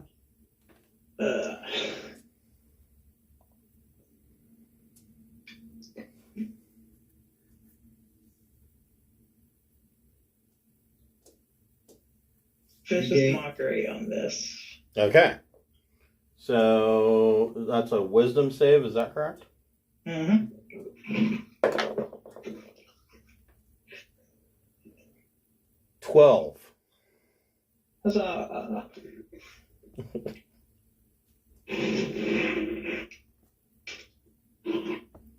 Six damage. Okay. All right. He is still standing. What are you going to leave Gort in front of you, or are you going to send in Gort to finish him off? The advantage is minor, but if he's within 5 feet of you, your armor class increases by 2. And you don't ever want him to get more than 60 feet away from you. That much should be obvious. He shares he'll take half of the damage that you take.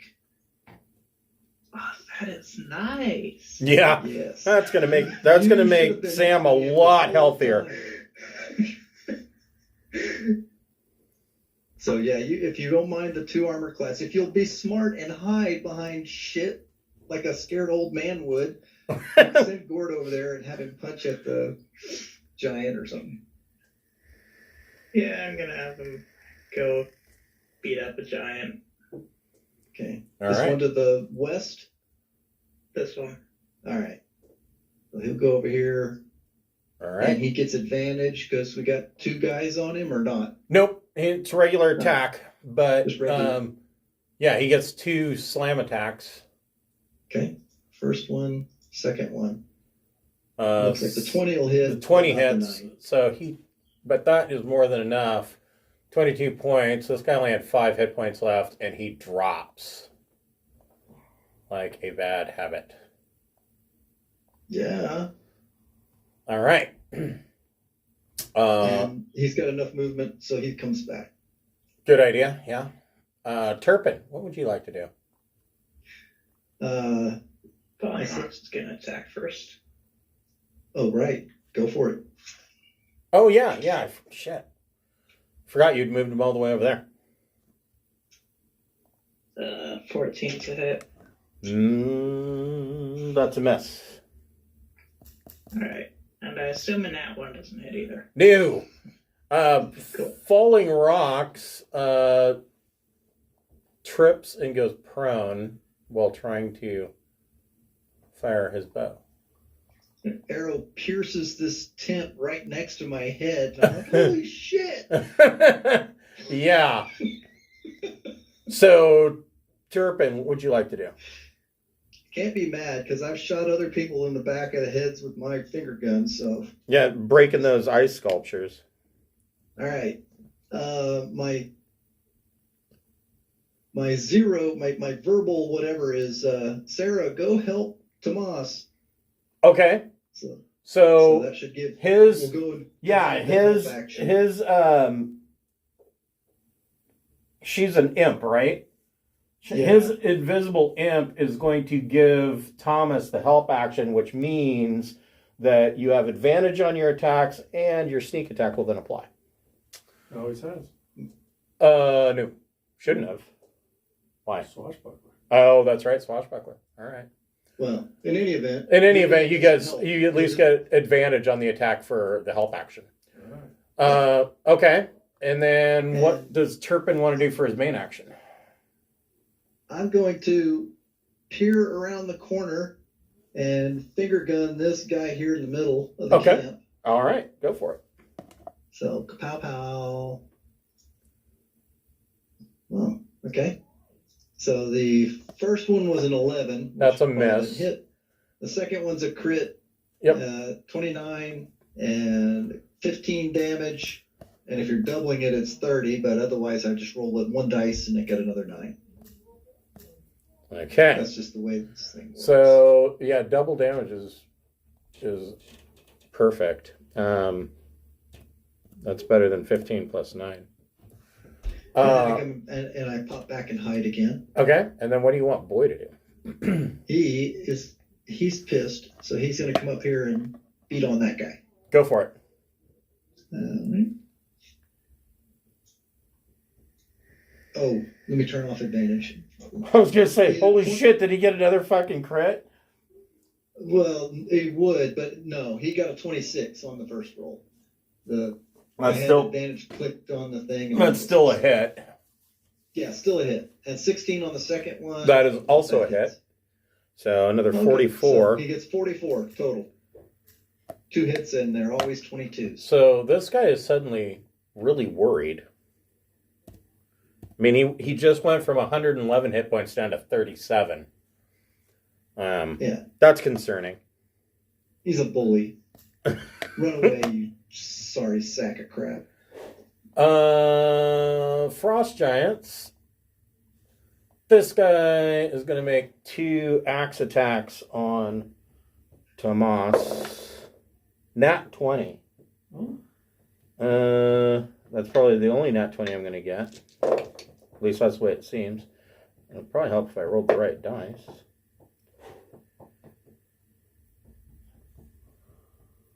Yeah, no nat 20s when you roll the D12. Right.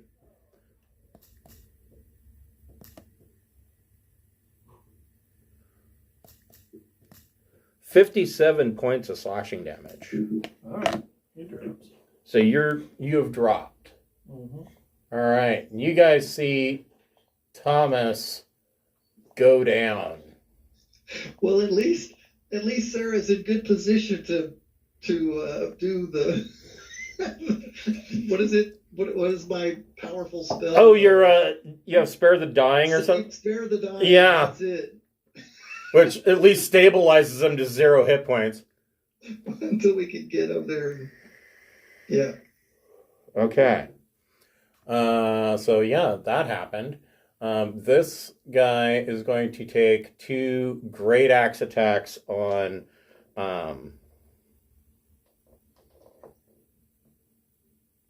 hold on here, I need to clean up my dice tray. It's getting a little crowded.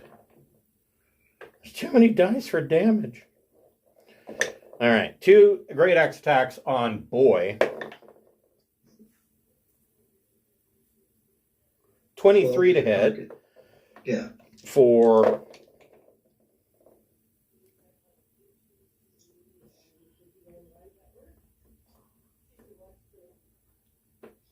31 points of slashing damage. Okay. Second attack. I think that's a miss. 15 to hit. Yeah, that'll hit. Oh, all right. He's bigger than the side of a barn. 20 points of slashing damage.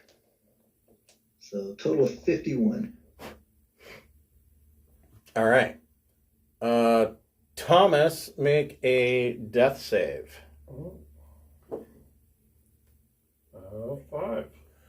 First failure. All right. Well, at least it wasn't a 1 for, the jackpot of 2 failures. Sam, what would you like to do?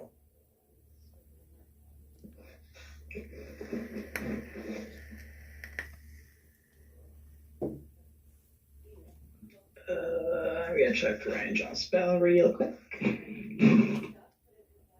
Yeah, I would say that Rime of the Frostmaiden has now taken the top slot as far as lethality in all of the D&D campaigns. I mean, I thought Tomb of Annihilation was bad, but holy shit. I don't know. Maybe Chris Perkins was angry when he was writing this. I don't know what his beef was, but jeez. I kind of like the challenge rating or the difficulty. I think it's pretty good. Yeah, it's definitely less on the silly side of things. Which, I mean, like, Dungeon of the Mad Mage, let's face it, a lot of those encounters were just absurd. They were just there for laughs. Well, something that you don't every single encounter, just I walk up to it and attack it. Right. That gets kind of old. Yeah. If you Yeah. actually have a threat, you got to figure out what you're going to do. Yeah, this is more on the lethality level of like Traveler, where it's like every gunfight you get into, it's like, oh shit, am I going to survive this? You know, every single time you're really sketchy on it.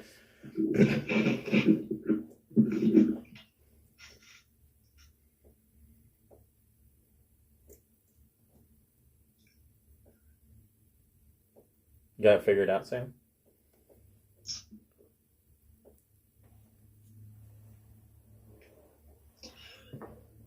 You see, what I would like to do is heal Thomas, but as my healing spell is a touch spell, and he is on the other side of the map, I don't think that's possible. So, well, you have unique options available to you. So my question on that is, though, and as a changeling, if you change shape, does that take an action? Or is it a bonus action, or? That's an action. So you wouldn't be able to do it this turn, but you could change shape into something that would have better movement rate. Yeah, that kind of hurts because you could have also dashed, and so the next round you're there too. So, I mean, let's see. If you, right now as a halfling, you have 25 feet of movement. Everyone needs a familiar. So, at 50 feet, if you dashed, you could get to here, which would be scary because you'd be out in the open. I mean, Gort could follow you and raise your AC. So there's that. But if you change shape to something that has 30 feet of movement, then that means you get another additional 10 feet from here, which I guess isn't that much better. That puts you like up here. So it's up to you how you want to do that. I mean, if that's what you want to do, or you could, attack and do damage. Because right now, Sarah, the invisible imp, is up floating around the frost giant attacking Thomas and can act as a conduit for Spare the Dying. Yeah. So I'm gonna peek over Vicious Mockery. okay. Are you for real? He got a whole whopping 6 for his saving throw. Amazing. Where'd that die go? Wait.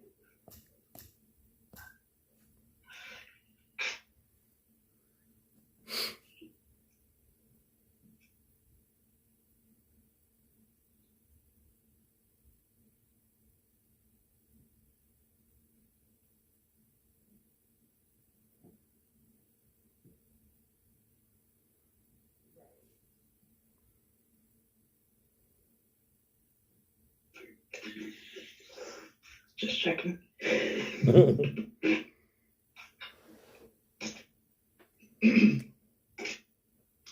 damage. Well, that's better than 0. And he has disadvantage on his next attack roll. Oh, that's right. Tell Shield Boy to go get him. Okay. And Shield Boy can then go ahead and make his 2 slam attacks.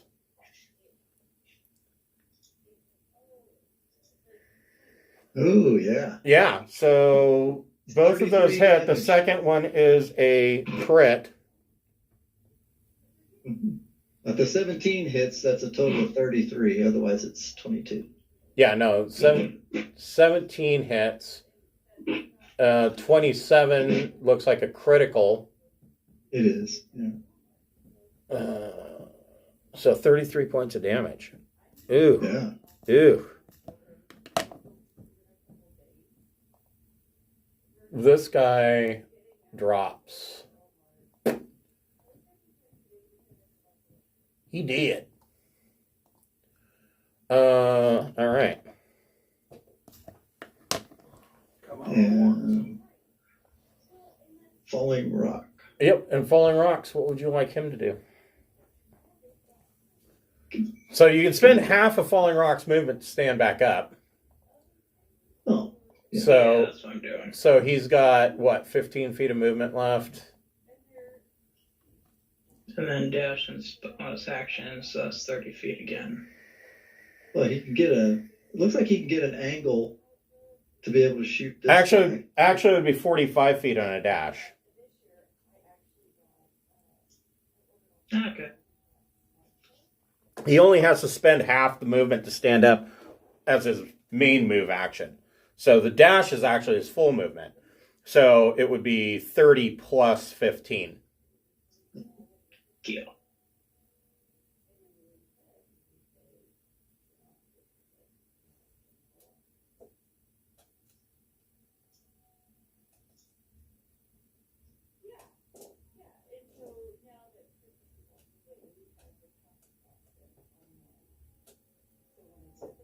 He's gonna jump up over here and shoot. Okay.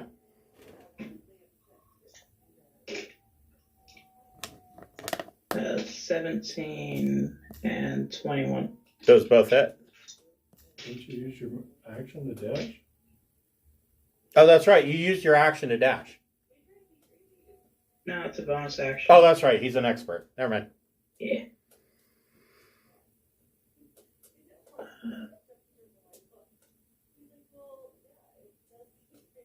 12 Okay. damage. So Okay. This guy is not looking great. But he is still up. Turpin, you could end this. What do you want to do? So boy's gonna get over here. We want to avoid stepping on small, passed out things. So, okay, my first question is, do you want Sarah to cast Spare the Dying on Thomas? Yes. Okay. That's my action. Okay, so Thomas is stabilized at 0 hit points. So he's unconscious, but he is not in danger of having to make any more death saves. Hey, stop poking me in the butt.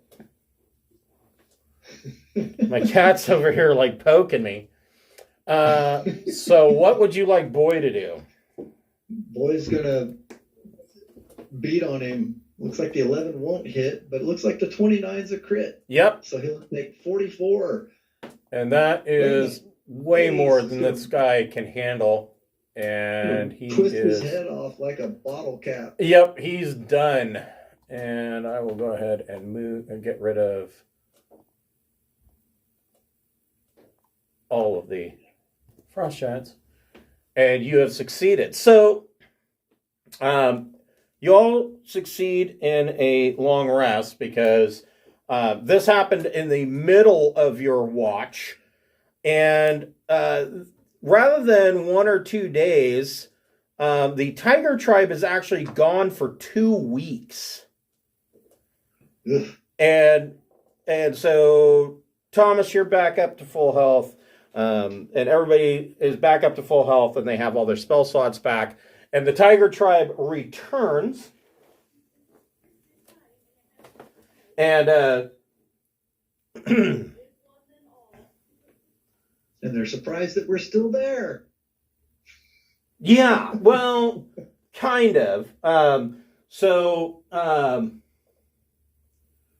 The chief of the Tiger Tribe, the large black woman with the Saber-Toothed Tiger, is named Bjornhild Solvigsdottir. She at first is like, what happened to this hut? Why is it smashed by a rock?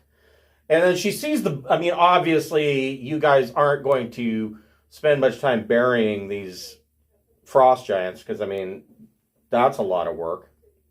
And not to mention the fact, frigid temperatures, it's not like they're going to sit out there and rot. They'll just get freezer burn.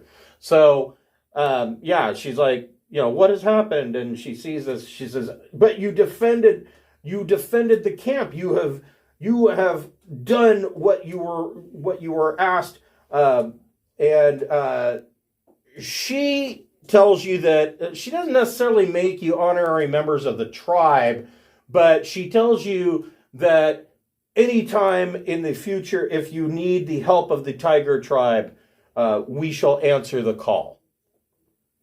And with that, you immediately notice that those around you, the snowflake disappears from over their head, and a blast of cold air comes in, and when you open your eyes, you are back in the dungeon of Grimskalle.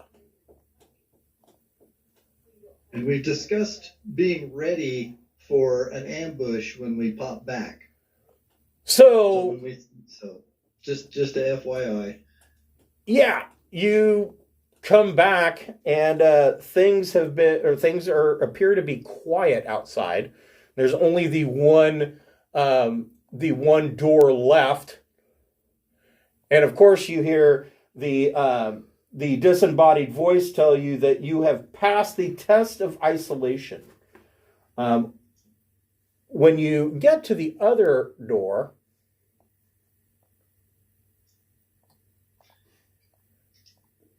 this door, we're gonna preserve some meat or something, right?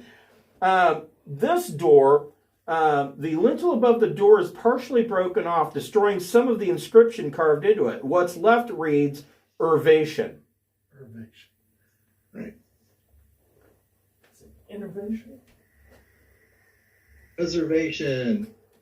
We either have to make some jam or salt some meat or something. Gonna make some beef jerky. Beef jerky. Yep. Go ahead. I am not afraid. This doesn't scare me. Give us just a second here. Gabe had to use the restroom. Yeah, my buddy played with a guy in college that wasn't much of a linguist. And so, they're in the inn. He's like, oh, well, they're going to, the innkeeper offers to serve you flagons of meat. And they would always fuck with him. They're like, so what do you think flagons of meat means? He goes, well, it's beef jerky. That's like you see a gazebo. I attacked the gazebo. I attacked the gazebo. Or the other one that was right funny. They're in a dungeon, and they found, and he's reading the text from the adventure. He's like, oh, there's like 4 urns in here. So what do you think urns are? Well, that's what you make butter in. Well, okay, at least that one's got some connection. Yeah, at least I could kind of see where the mistake would be made, but yeah. This butter tastes like ash. If you're gonna churn butter, what would you churn it in? I guess you churn it in an urn. So you open the door. Your surroundings vanish in a flurry of snow and ice. When your vision clears, you find yourself at the edge of a camp under a clear sky. All the fires in the camp are out. And the only sound you hear is the flapping of tents as the wind hits them. Closer examination reveals dozens of corpses half buried in a snowdrift. It becomes clear that this massacre took place here recently. You hear the squawking of buzzards coming from the middle of the camp, and you can see half a dozen vultures picking at bodies outside one of the larger tents. Oh, no. Yeah, no. No. We're shooing all the buzzards off. Okay, so as you come into the camp, you shoo off the buzzards. Everybody make an investigation check. There's nothing alive out here except buzzards? So far. Nat 1. A 10. So Sam is over there poking a corpse. I found a stick. I'm just going to stand here and poke this corpse. Maybe something will happen. Think this stick is magic? It's dead. Is it undead? Is it, I don't know. What did let's see, Turpin got a 10. What did Thomas get? 3. 3. Wow. So Man, Turpin in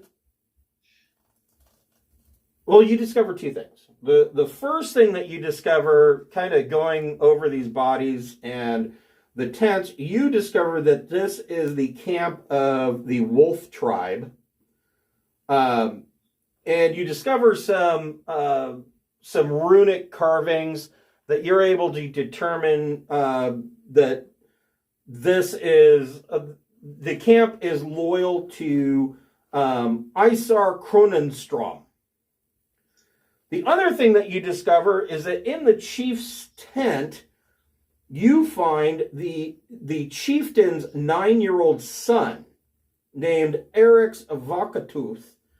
And Eric's is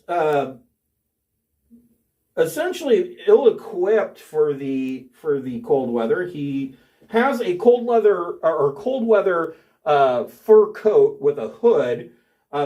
He doesn't have boots. He's standing around in bare feet, and he's got a small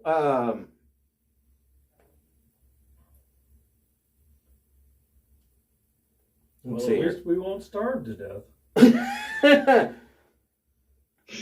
No, that's Bear Tribe thinking. He has a small leopard cub that he's carrying around with him.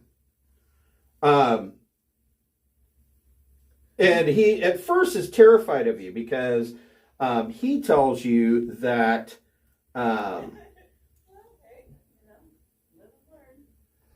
after you kind of calm him down, he tells you that the tiger tribe came in and slaughtered his people.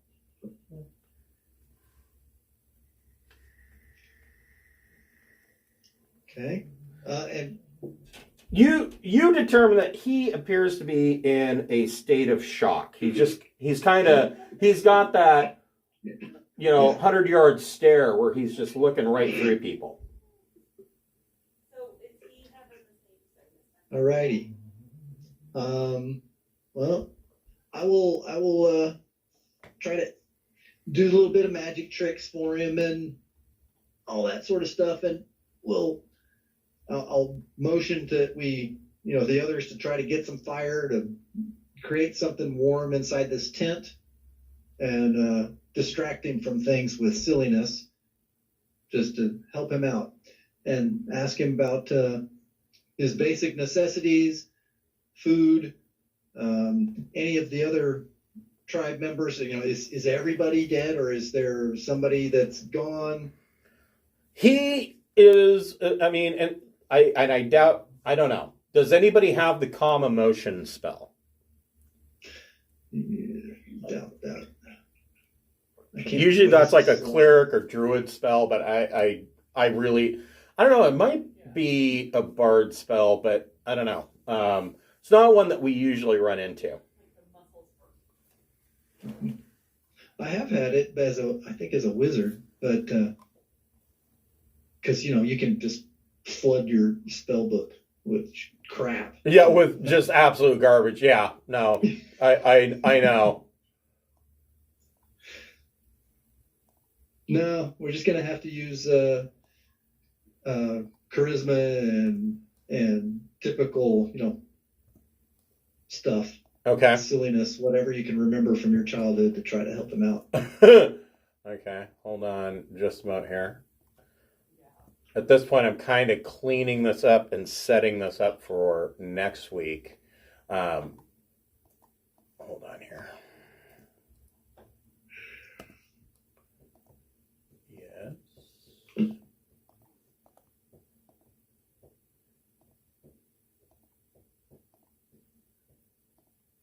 Oh. What the fuck is going on?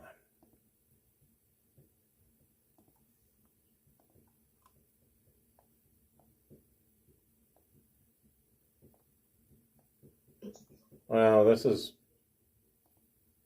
really weird.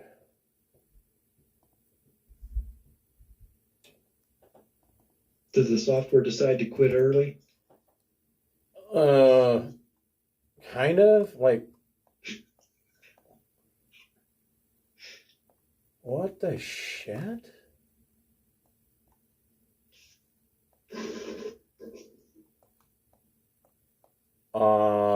I think it might have. Yeah, roll 20. Let me try refreshing the screen. Roll 20 is kind of taking a dump on me. Let's see here.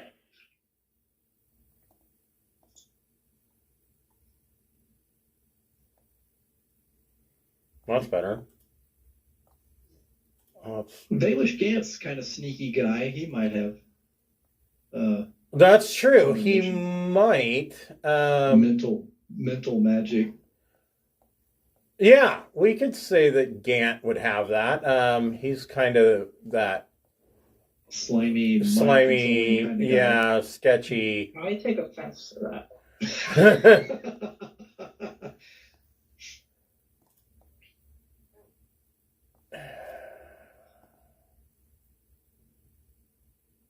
Oh, there's Sam.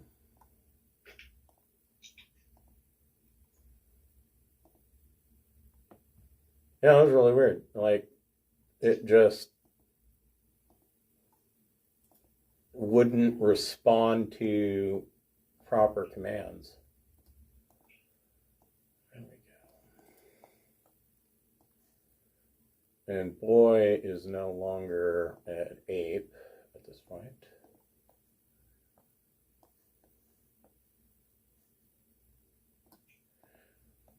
So yeah, Baelish Gant casts calm emotions on this kid, and the kid goes into this long story of how the let's see, Isar Kronenstrom was sent by mercenary marauders hired by the Tiger tribe to kill his people, and the Wolf tribe is all but dead. However, and I'm going to set this up for next week. Everybody can roll initiative.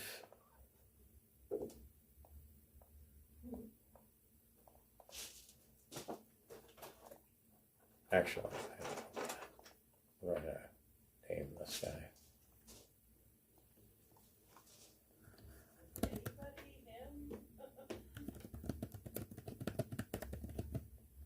So the Tiger tribe that we're allies with, in a way, they hired mercenaries, basically outcast reghead tribe members, people that had been kicked out of their tribes. They hired them to come in and kill the Wolf tribe. And the leader of these marauders was named Isar Kronenstrom.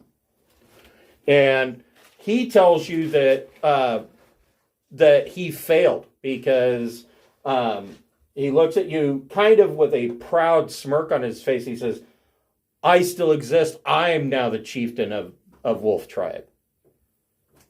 And with that, you hear off in the distance this guttural yell / scream kind of battle cry at the edge of the camp. And the kid kind of turns white and he looks at you and he says, Isar has returned. He realizes that he didn't kill me. And that's where we'll leave for next week. Okay. Dun, dun, dun. Actually, though, Thomas, what'd you get for your initiative? 27. And Turpin, 16. 16. And Sam,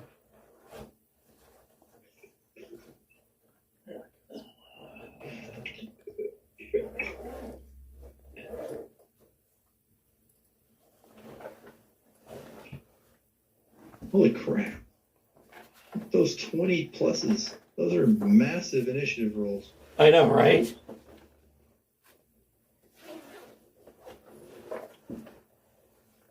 I just wish it granted automatic surprise. Well, he's aware that people are in the camp, so. He's not aware of how fast I am. Well. Neither was your wife, but she still married you. Yeah. That sounded a whole lot like a your mama That's comment. very close to your mom joke. All right. All right. I will see you next week. Well, All thank right. you. Appreciate it, Chris. You're very welcome. I will see you guys next Friday night at 6 p.m. Yay. Bye, all. Have a good one, guys.